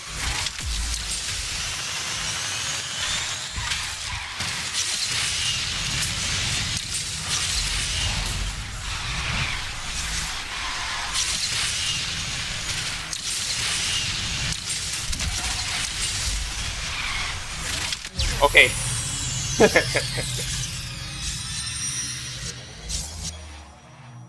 You know, this car is not a top speed car, but for some reason it's still doing pretty reasonably well on this track, which is actually pretty impressive, I guess. Okay. All right. So I'm gonna change the settings a little bit in Class S. All right. No problem. All right.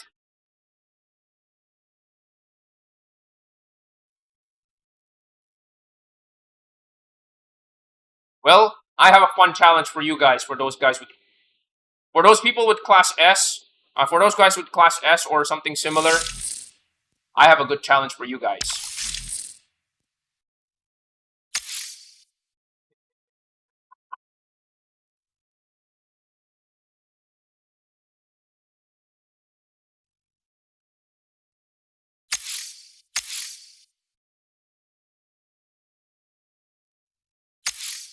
Well, time for some pain.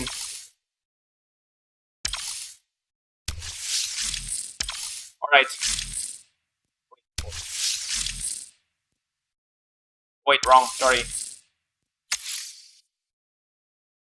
Yeah, time for some pain.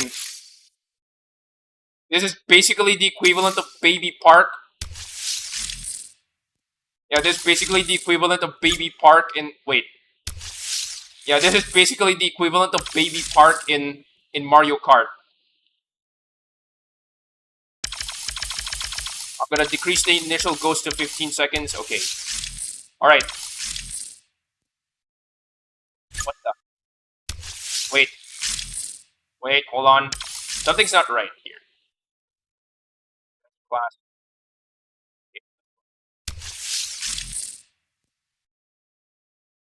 Yeah, hold on a minute. I'm also having the same problem. Okay, there you go. That's correct. Okay.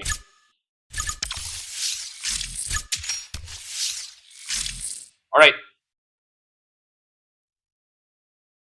Oh boy. Baby Park. Yes. Baby Park. Asphalt Edition.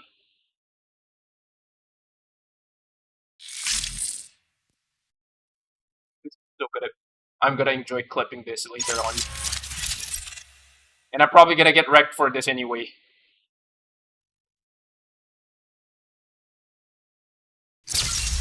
Wind Shadow Warp. Oh boy.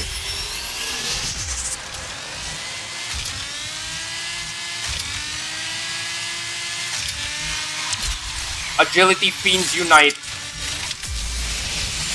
I guess.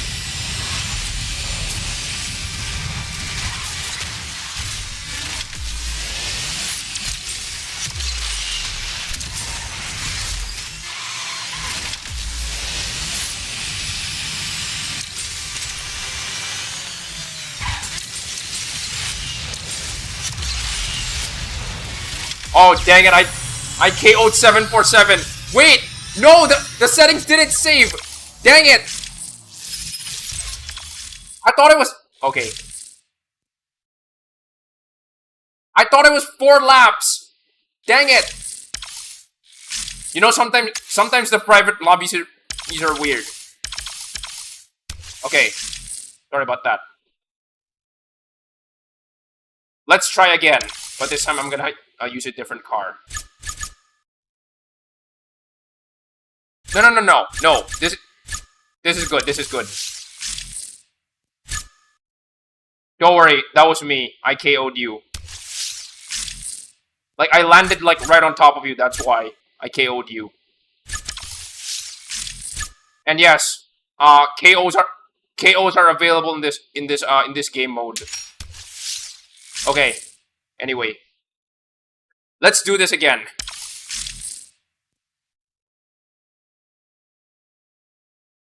You know, at this point, I'm pretty sure everybody already has the Ultim RS at this point.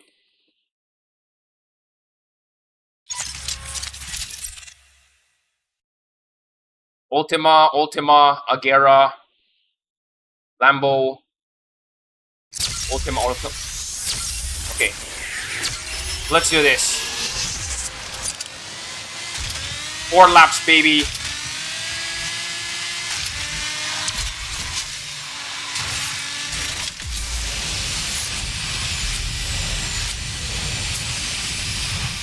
Alright, knockdowns are on. Go wild, I guess. Our other, anything goes, I guess.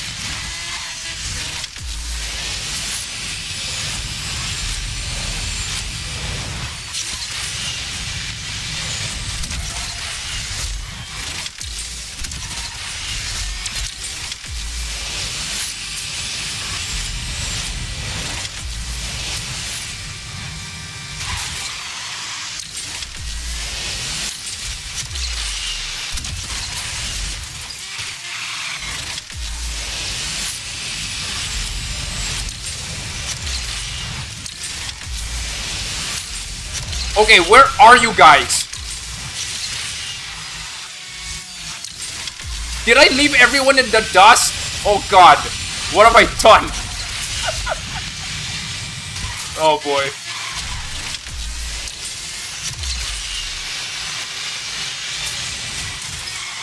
You know what? I'm gonna check something.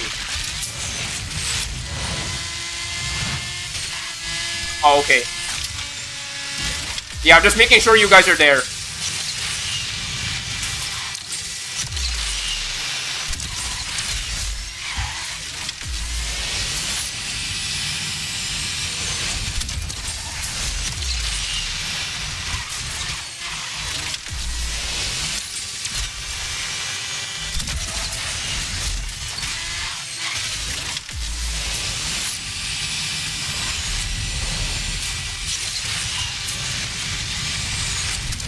Okay. Yeah, I'm pretty sure it was chaotic for you guys. Okay, I'm curious. What the heck happened there? Like, how did I lose everyone? How the fudge cake did I lose everyone in this one?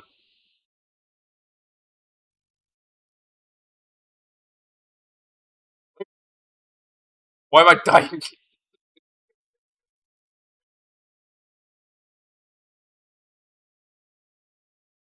Make sure you can.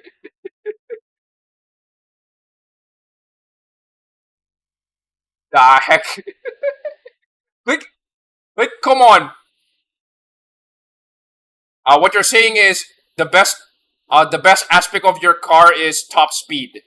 Yeah, because definitely this track is not for top speed or longer races. That's why I specifically made this race 4 laps instead of just 1 lap. Because at 1 lap, this race is gonna complete in like what, 40 seconds for something that's labeled 90 seconds. Yeah.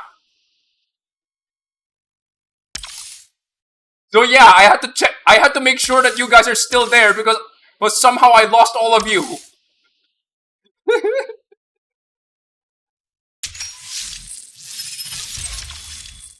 Patches. Oh, you guys don't know.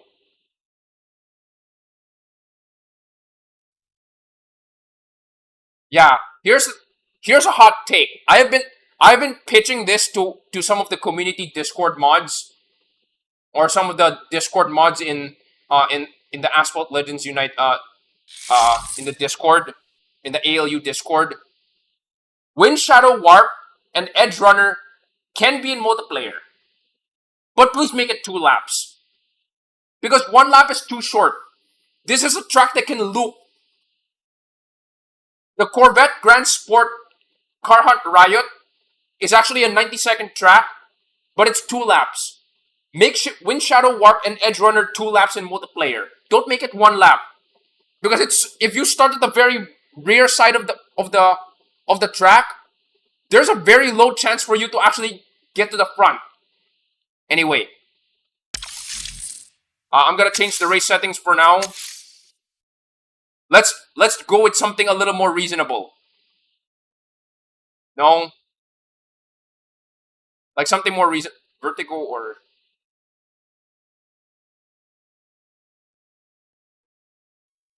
you know what? Let's go with no.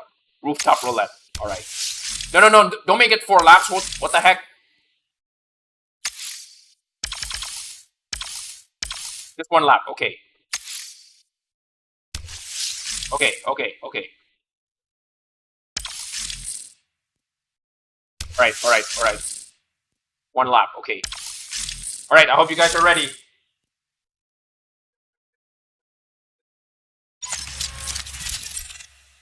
Yeah, with a track that short, there's definitely opportunities where you're going to end up like completing the lap faster than everyone else that you already overtaken the last placer. I mean, that could happen.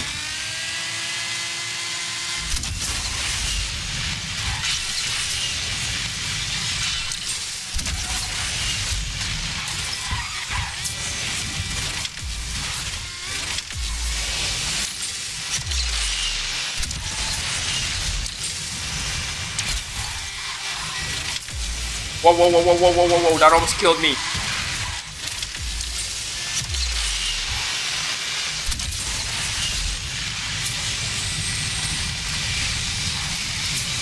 Whoa!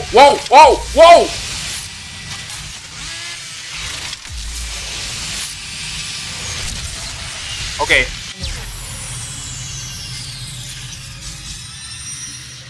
Yeah, that was insane. Okay. I assure you, if you guys are gonna look through my one of my shorts videos, rooftop roulette is actually one of the most problematic ones for asphalt physics. I assure you, it's like the most problematic one. Can we try a different map? Okay, don't worry. We'll do a different map. Okay. Let's go with just kidding. All right.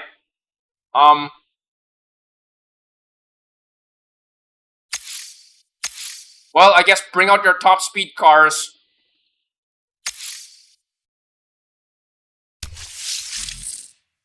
Right. Bring out your top speed cars, I guess.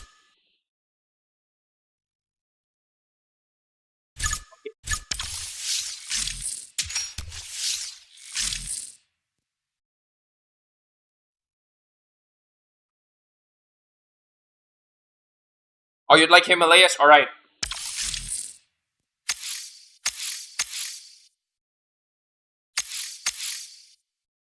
Alright, let's do it. Land of the Snow.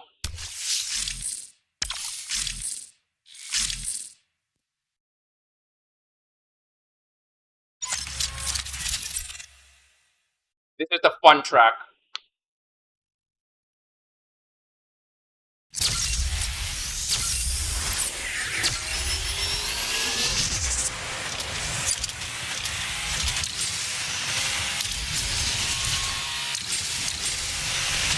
Whoa, whoa, whoa!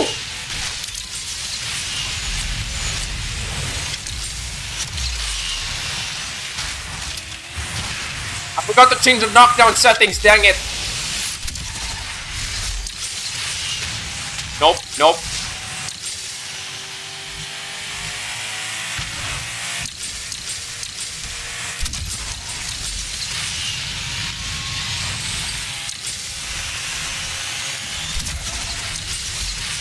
Can it? Will I do it? Oh! Wreck.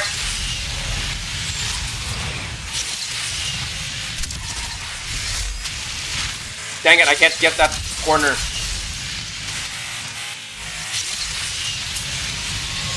Wow, you guys are way out ahead now.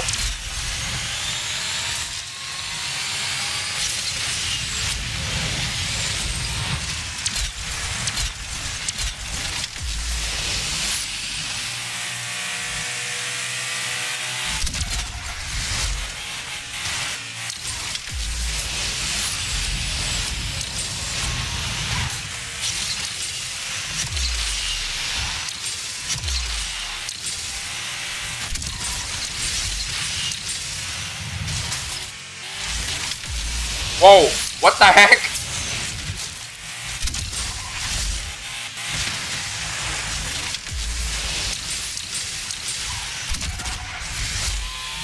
At least I hit second place.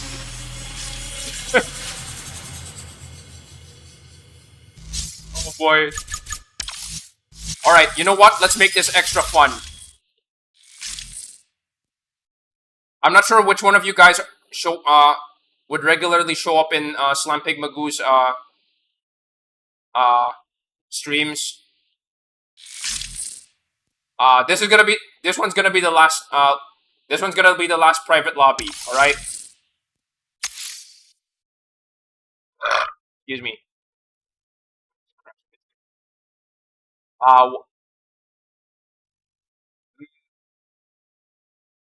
Good Paris.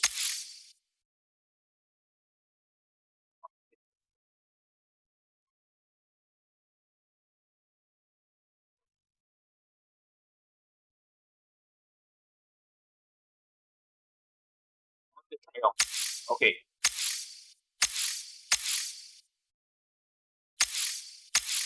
Slipstream. Asphalt Jungle. Alright.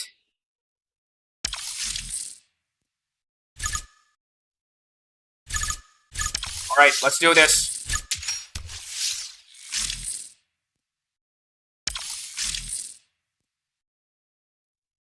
Asphalt Jungle, let's go.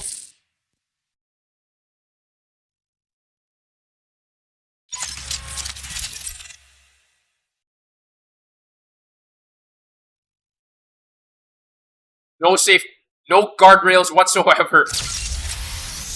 Oh boy, this is where poop is gonna hit the fan.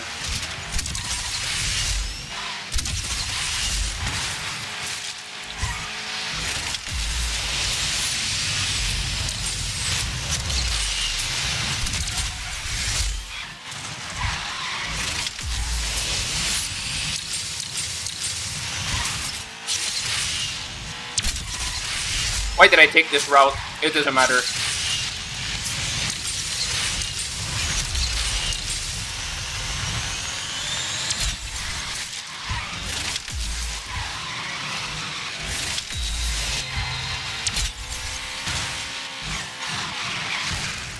Whoa, whoa, whoa, whoa.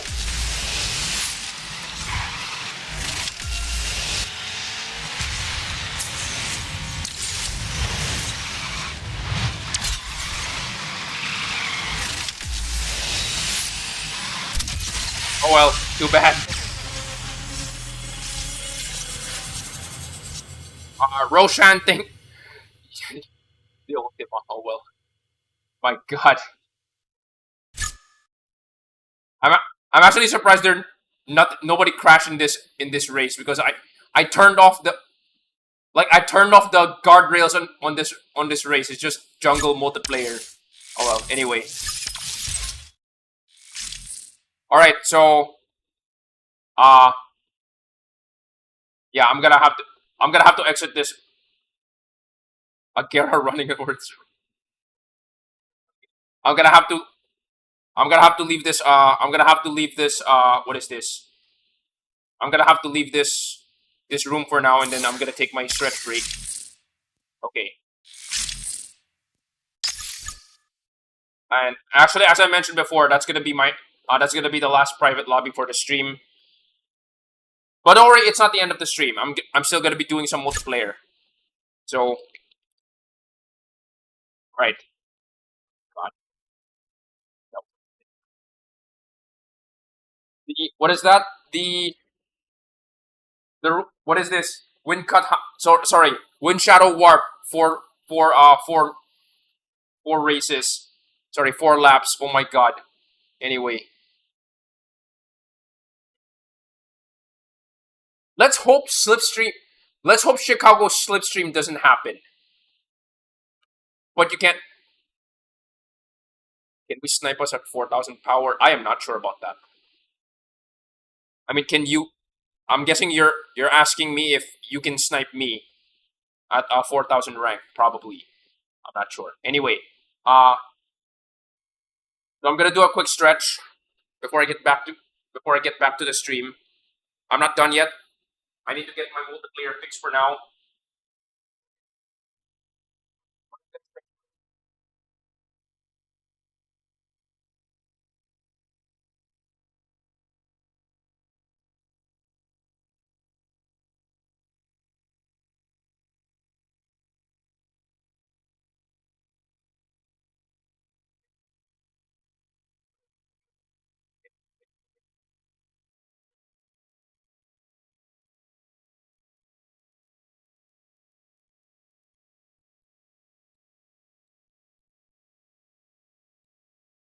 So I'm definitely going to clip. I'm definitely going to clip that part where I smile. I smile with a very very evil grin and then selecting Chicago. Yeah, that's definitely gonna happen. But actually, here's something very interesting. I think it would be more evil if I actually chose Echo Drift as the track.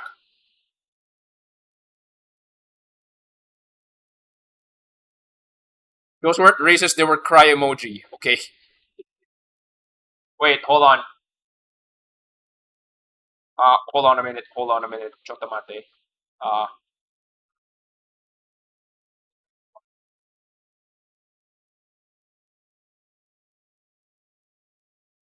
Give me 15 minutes, damn it. So this is gonna be the last part of the race, but uh, hold on.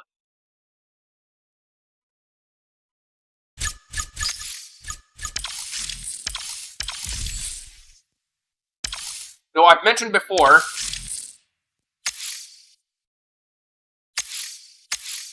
Chicago has two 30-second tracks, one is Ironclad Descent, which is like the most awesome sounding name in this bunch.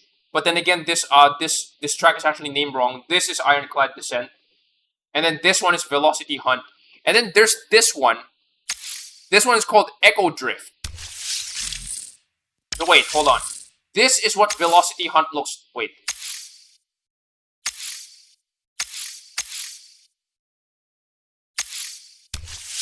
This is what Ironclad Descent looks like for those who have not joined in my stream earlier.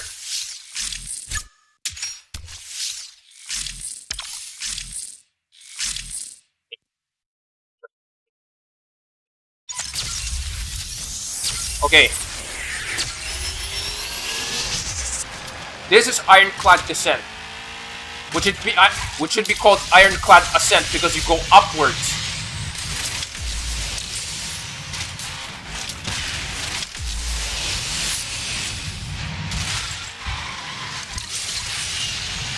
I'm pretty sure Asphalt players crying no Chicago is pretty much the same as Mario Kart players crying no Rainbow Road. Right?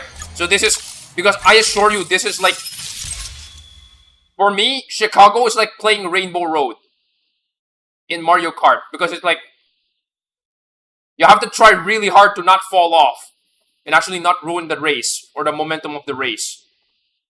Extreme ALU, hello, thank you for joining in.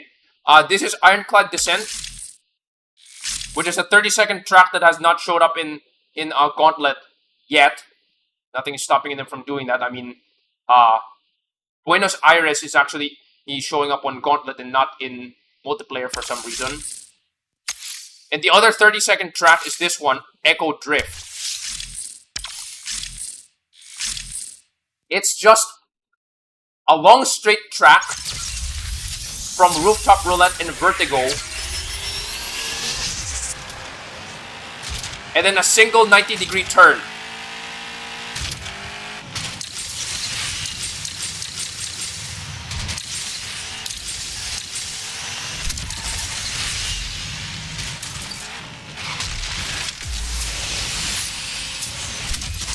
Oh, there's actually quite a lot of jumps here. Wait, excuse me. What the heck?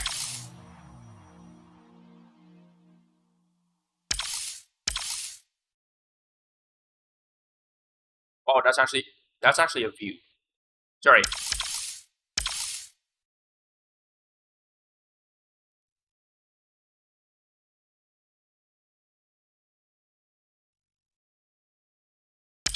Wait a minute, what was that?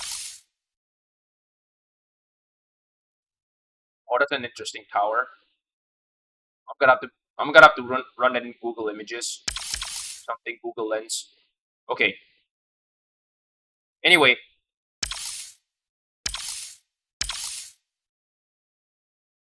So it's just a single 90-degree drift. But before reaching this drift, there's definitely a few obstacles that you have to reach. But on the way, there's a bunch of micro jumps or hidden jumps that you have to deal with, which could be very useful for some top speed cars. I have a feeling the track would actually work really well as a top speed track.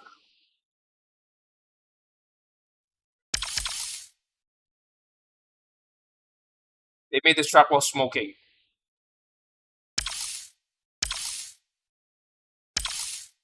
Oh wait, they put like, excuse me, they just put like two small barrel jumps at the very end, which does nothing.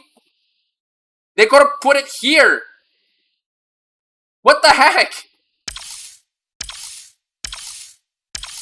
It's like literally 1 second away. These two barrel jumps are literally 1 second away from the finish line. This does nothing. My god. Oh well, anyway. It favors high acceleration cars, or I call them agility cars more than anything. High agility cars. Okay, anyway. I mean, overall, yeah. Chicago has a lot of 90-degree turns, which would definitely favor either high agility, high acceleration cars, maybe floaty cars to some extent, assuming that the physics does not cause you to overspin, hopefully. But you can't exactly rely on that much. Barrel jumps are useless, like Tiber Stream, the end of Tiber Stream, yeah. Actually, for Tiber Stream, there's like 2 ramps right before the end of Tiber Stream. It's useful if you use one of the jumps, and then you use the barrel jump to follow it up. All right.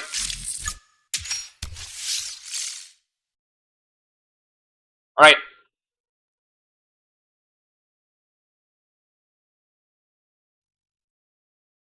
Rough patch everywhere. Oh.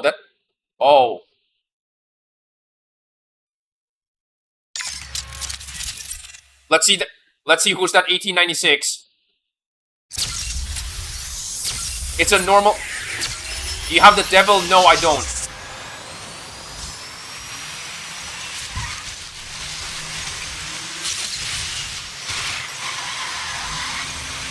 Come on, come on.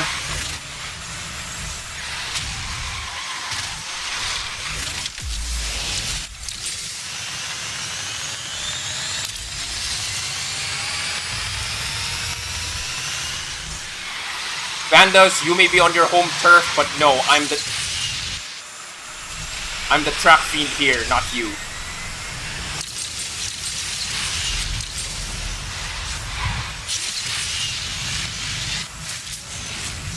For those who are not familiar, by the way, Vanda Electrics is actually a Singaporean company. Oh, we see another Christmas 1896. How cute.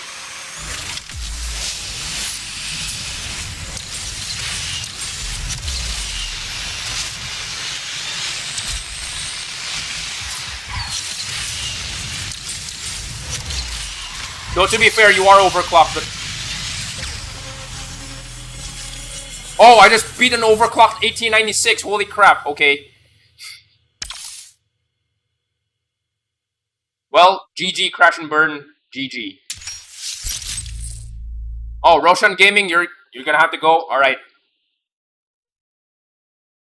To be fair, I'm actually about to end my stream after these 2 races. But if you need to go, that's okay. Oh. Okay, you know what?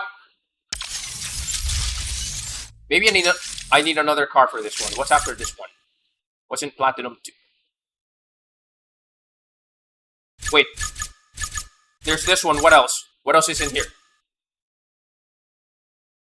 Oh, the 2 floaty monsters are here. Alright, alright, alright. Interesting.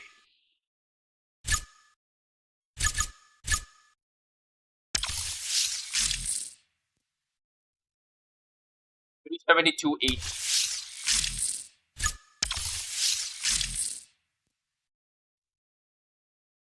Why is the Emola faster? 66.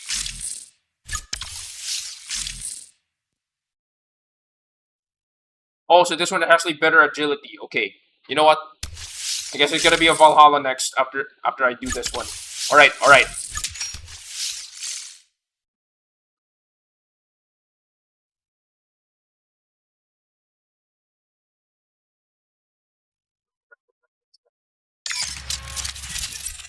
Try not to spam the Vanda challenge. Impossible.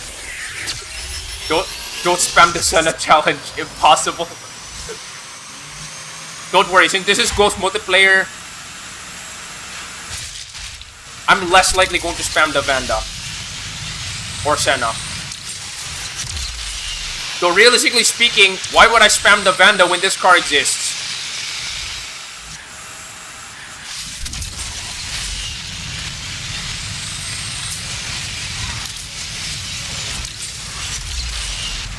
For a very long time, I've actually considered the 1896 as the Vanda killer. Because in so many ways, this car, at least to me, this car is basically a better Vanda. At least to me.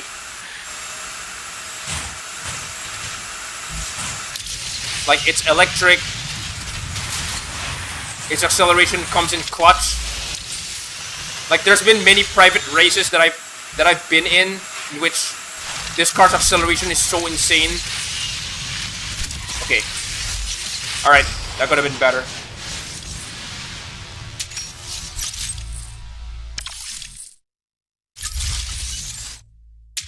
Alright, last race with the 1896.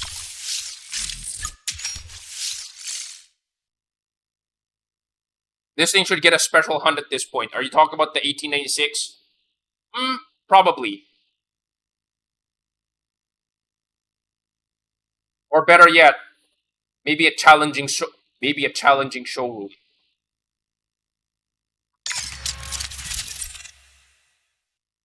$499p. Oh.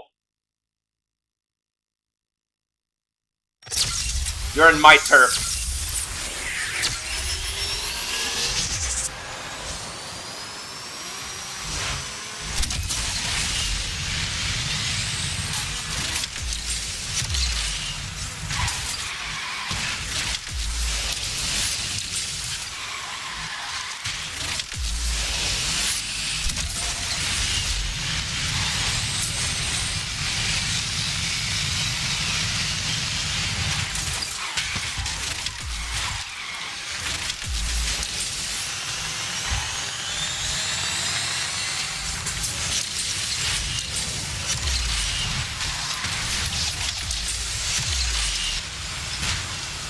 Floaty Viking monster.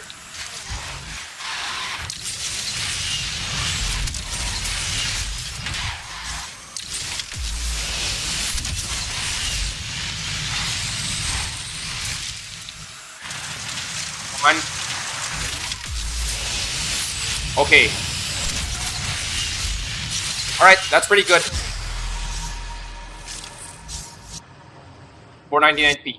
Well, here's the thing. Since, what the heck, it just fell through the floor. At least in Class A for me, I have like, at least in Class A for me, I definitely have a few cars that I would consider Vanda killers. So the Vandas here, obviously. So for me, the Lucky 7, I call it the Lucky 7, 007S, but I call it the Lucky 7. There's one.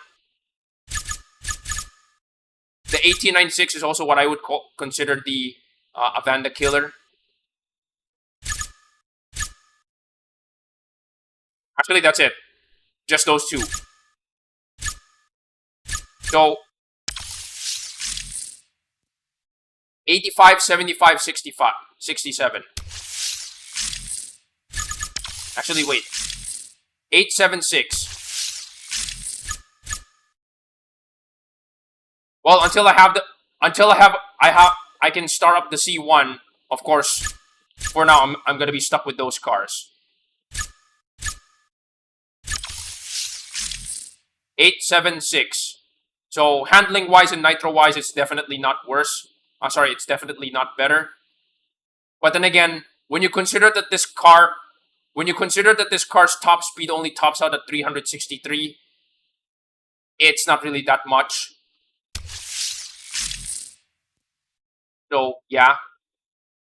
But of course, I do have this car, which has a massive acceleration boost that, despite its nitro being not that efficient or not that powerful, the fact that you can turn off the nitro at 300 kilometers per hour and just yellow nitro it all the way to its top speed at 373, it kind of doesn't need to use shockwave anymore. So this one can basically reach its top speed even without using perfect nitro. You got it at Starway? Well, unfortunately, because I got my C1 at 3 stars at the moment, I couldn't get Starway to show up. So, big yikes. All right, but of course, the most prized car of my garage is definitely going to be the original Vanda Killer for me.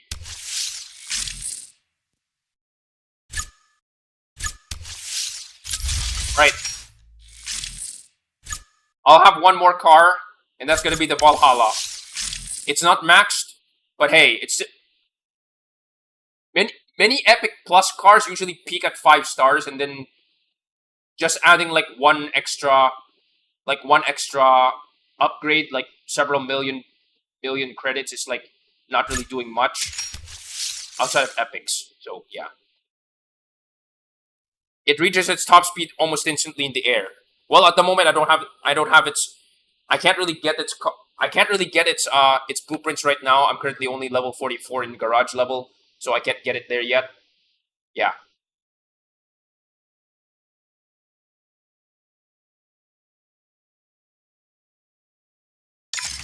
So yeah, as I mentioned before, for the Lucky 7, this is one of the cars in which it doesn't really have to depend too much on nitro, so it's okay to have really...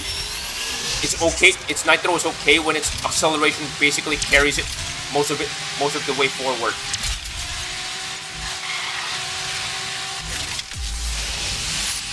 It's definitely one of my better agility fiends in...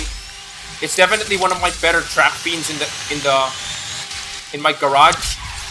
It's not my best, but it's one of my best. And its rank is pretty deceptive as well.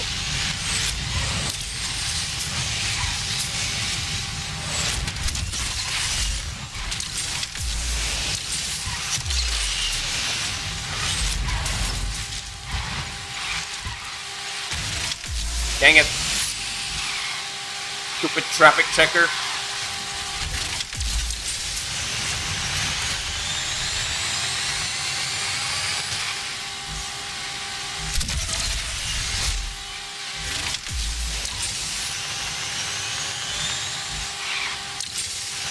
Oh, so I need to use time attack. I need to use time attack handling for this car. Okay, that makes sense.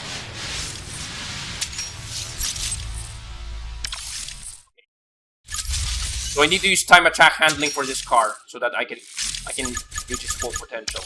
Okay, understood.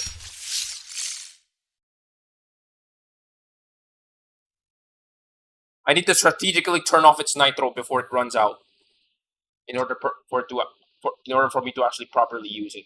Okay, that definitely takes some skill.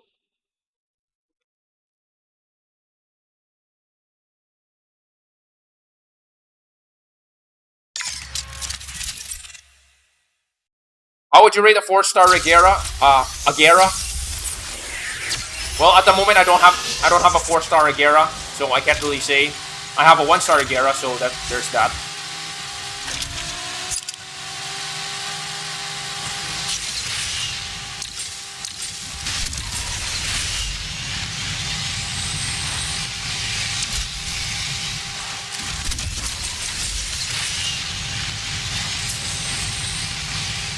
Come on. Yes.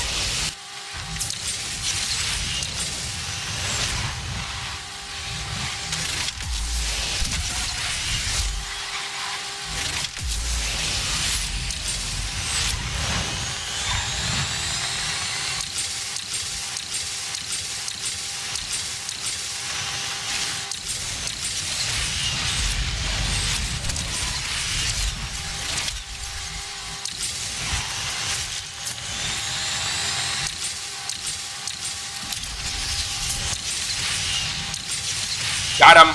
Got him. Damn it, I still couldn't catch up to them. Wow, the Valhalla is actually pretty tough to use. Now that I think about it. Okay.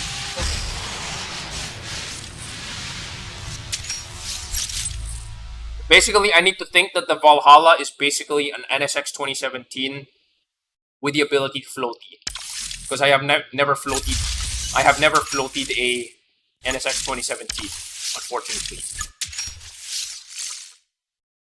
Right.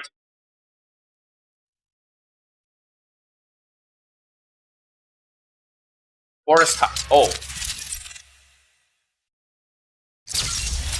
Forest Heights.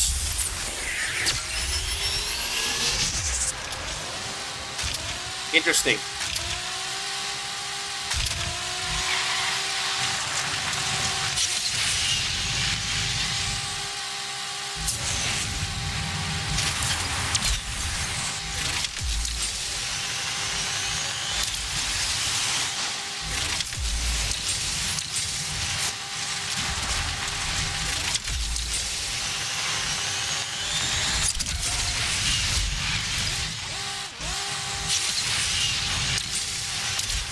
On.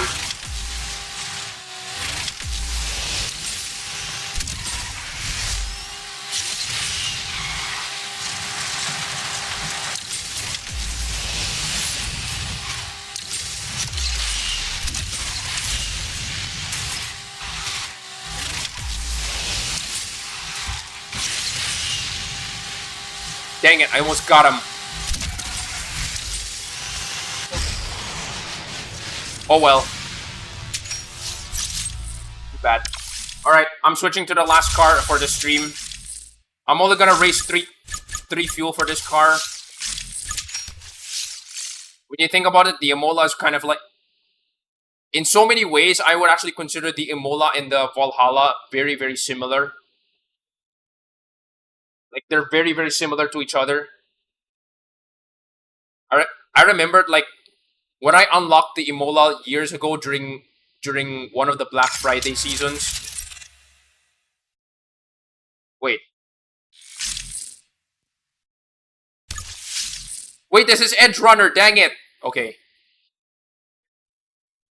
Oh boy. So years ago, I remembered I was able to unlock the Imola. Yeah,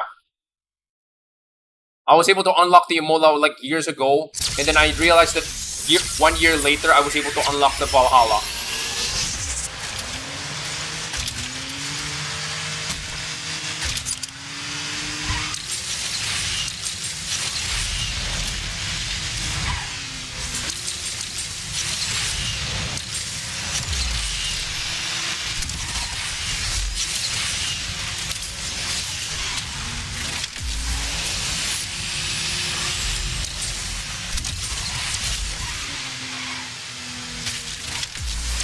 One.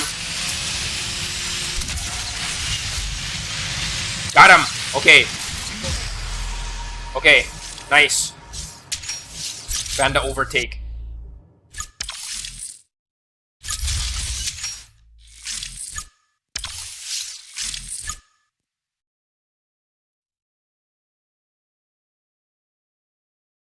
Need to have a PN for the second barrel there.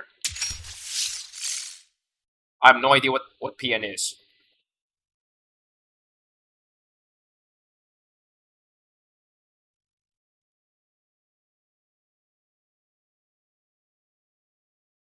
Singapore Wave Rider. Oh, this is going to be interesting.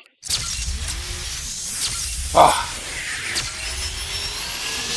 Gotta love the glow of the golden fiber Huracan.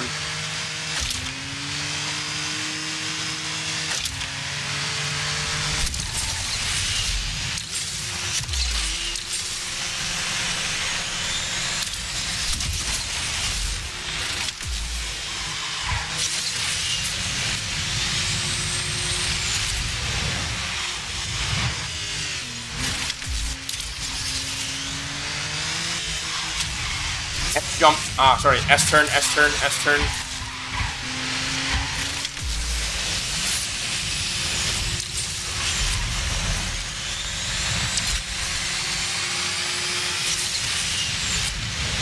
Oh, you mean perfect nitro. Okay.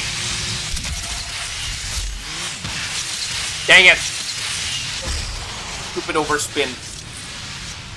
Need to have perfect nitro for the second barrel jump. Alright, alright. I sometimes call it blue nitro. Sometimes. Alright. Last race. Hope I don't screw this up.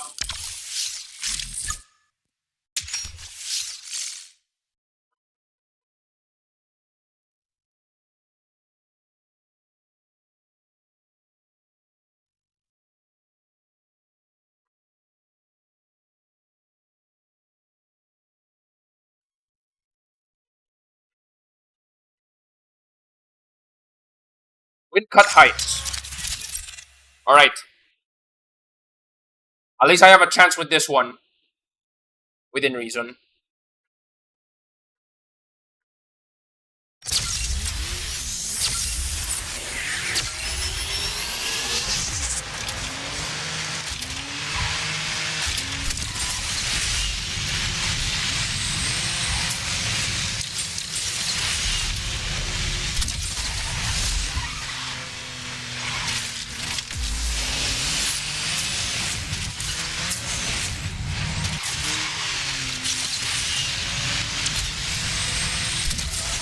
On.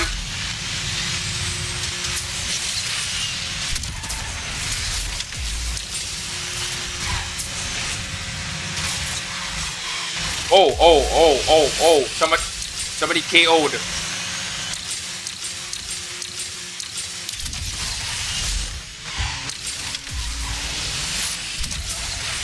On.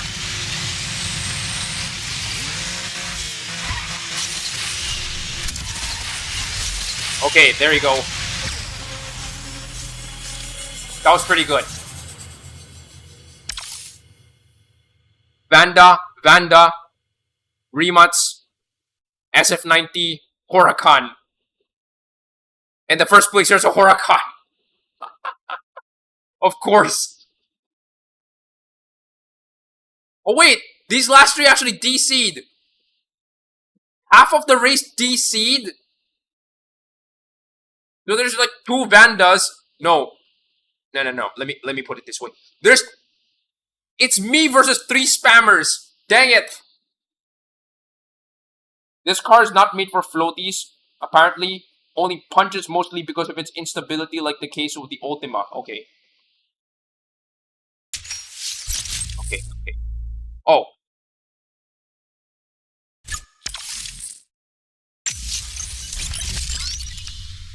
All right. Interesting. Nice. Wait a minute. Wait a minute. Wait a minute.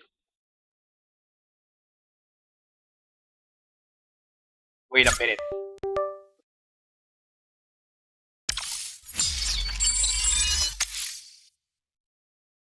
So if I win this league, or if I win this one, I can actually start it up to 2 stars. Okay.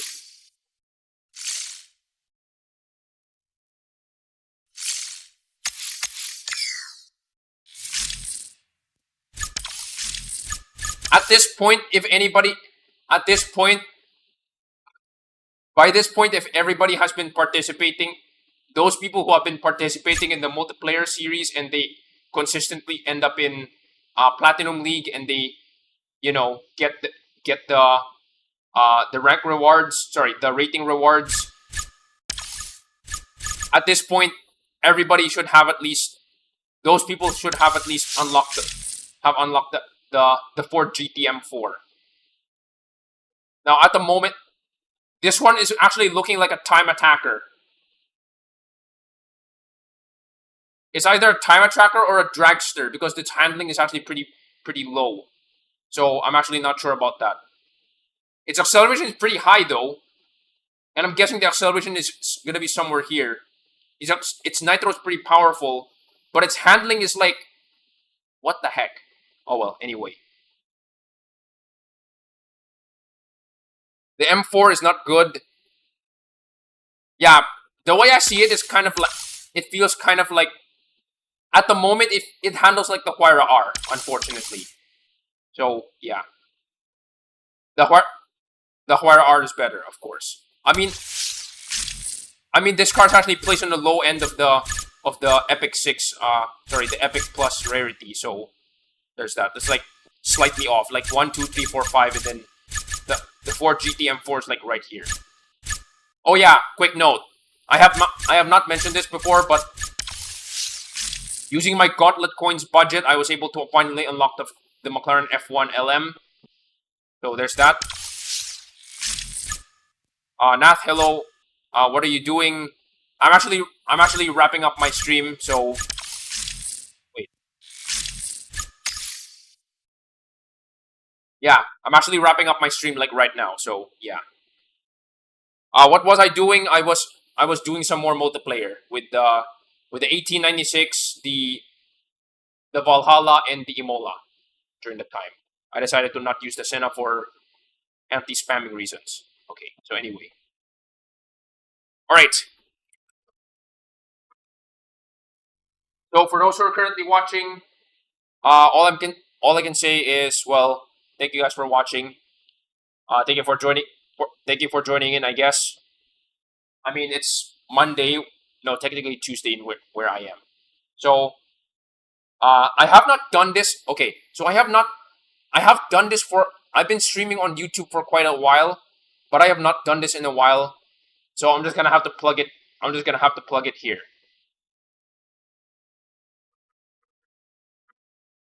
So for those who are interested in giving me a follow on my other platforms, yes, all of my other platforms are down there on, as mentioned by Stream Elements on Linktree. So these are my platforms at the moment. So Facebook and Twitter, I'm using the old icons because reasons. But primarily, of course, so those are the places where I dispense my updates. And for those who are interested, do follow me on my gank. It's also on my, wait, actually, is it here?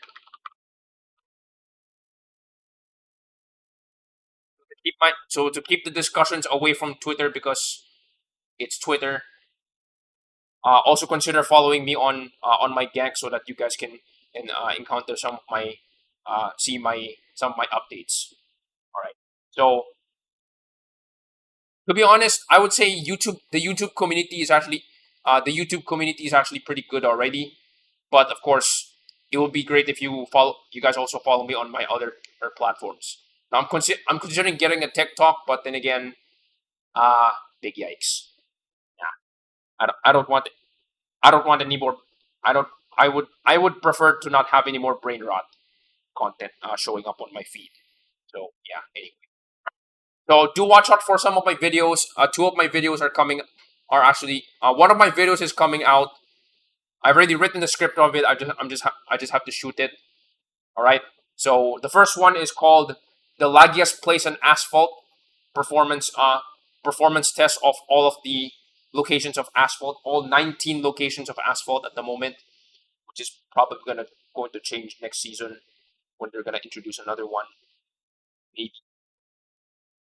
And the second one is gonna be this one's gonna take a slightly longer while. It's gonna be called uh, Garage EXP Farming Garage EXP Farming Guide. Turn your turn your turn your turn your filler cars into EXP that can help you unlock more cars. Basically that. So, all right. So do watch out for those videos, and also do watch out. I'm gonna try to do daily uploads of multiplayer clips on my shorts. So do subscribe if you do subscribe for most of my not live content. Please do that so that hopefully I can get to 500 subscribers. Hopefully, hopefully by the end, hopefully within like 2 months or something. But yeah, anyway, that was. I'm really lacking on offline content. Like this is like the only good, consistent thing that I'm doing. Oh yes, yes. Thank you for that. Thank you for that, Nat. All right. Anyway, for those who are currently watching, unfortunately, I don't have any raid function, so all I can say is, well, thank you guys for watching. See you guys next week, and do watch out for my content. Do follow me on my other socials as well. There's like 3 of them. One of them is not listed in the logos, but okay. Anyway, I'm all right. I'm done yapping. All right. See you guys next time.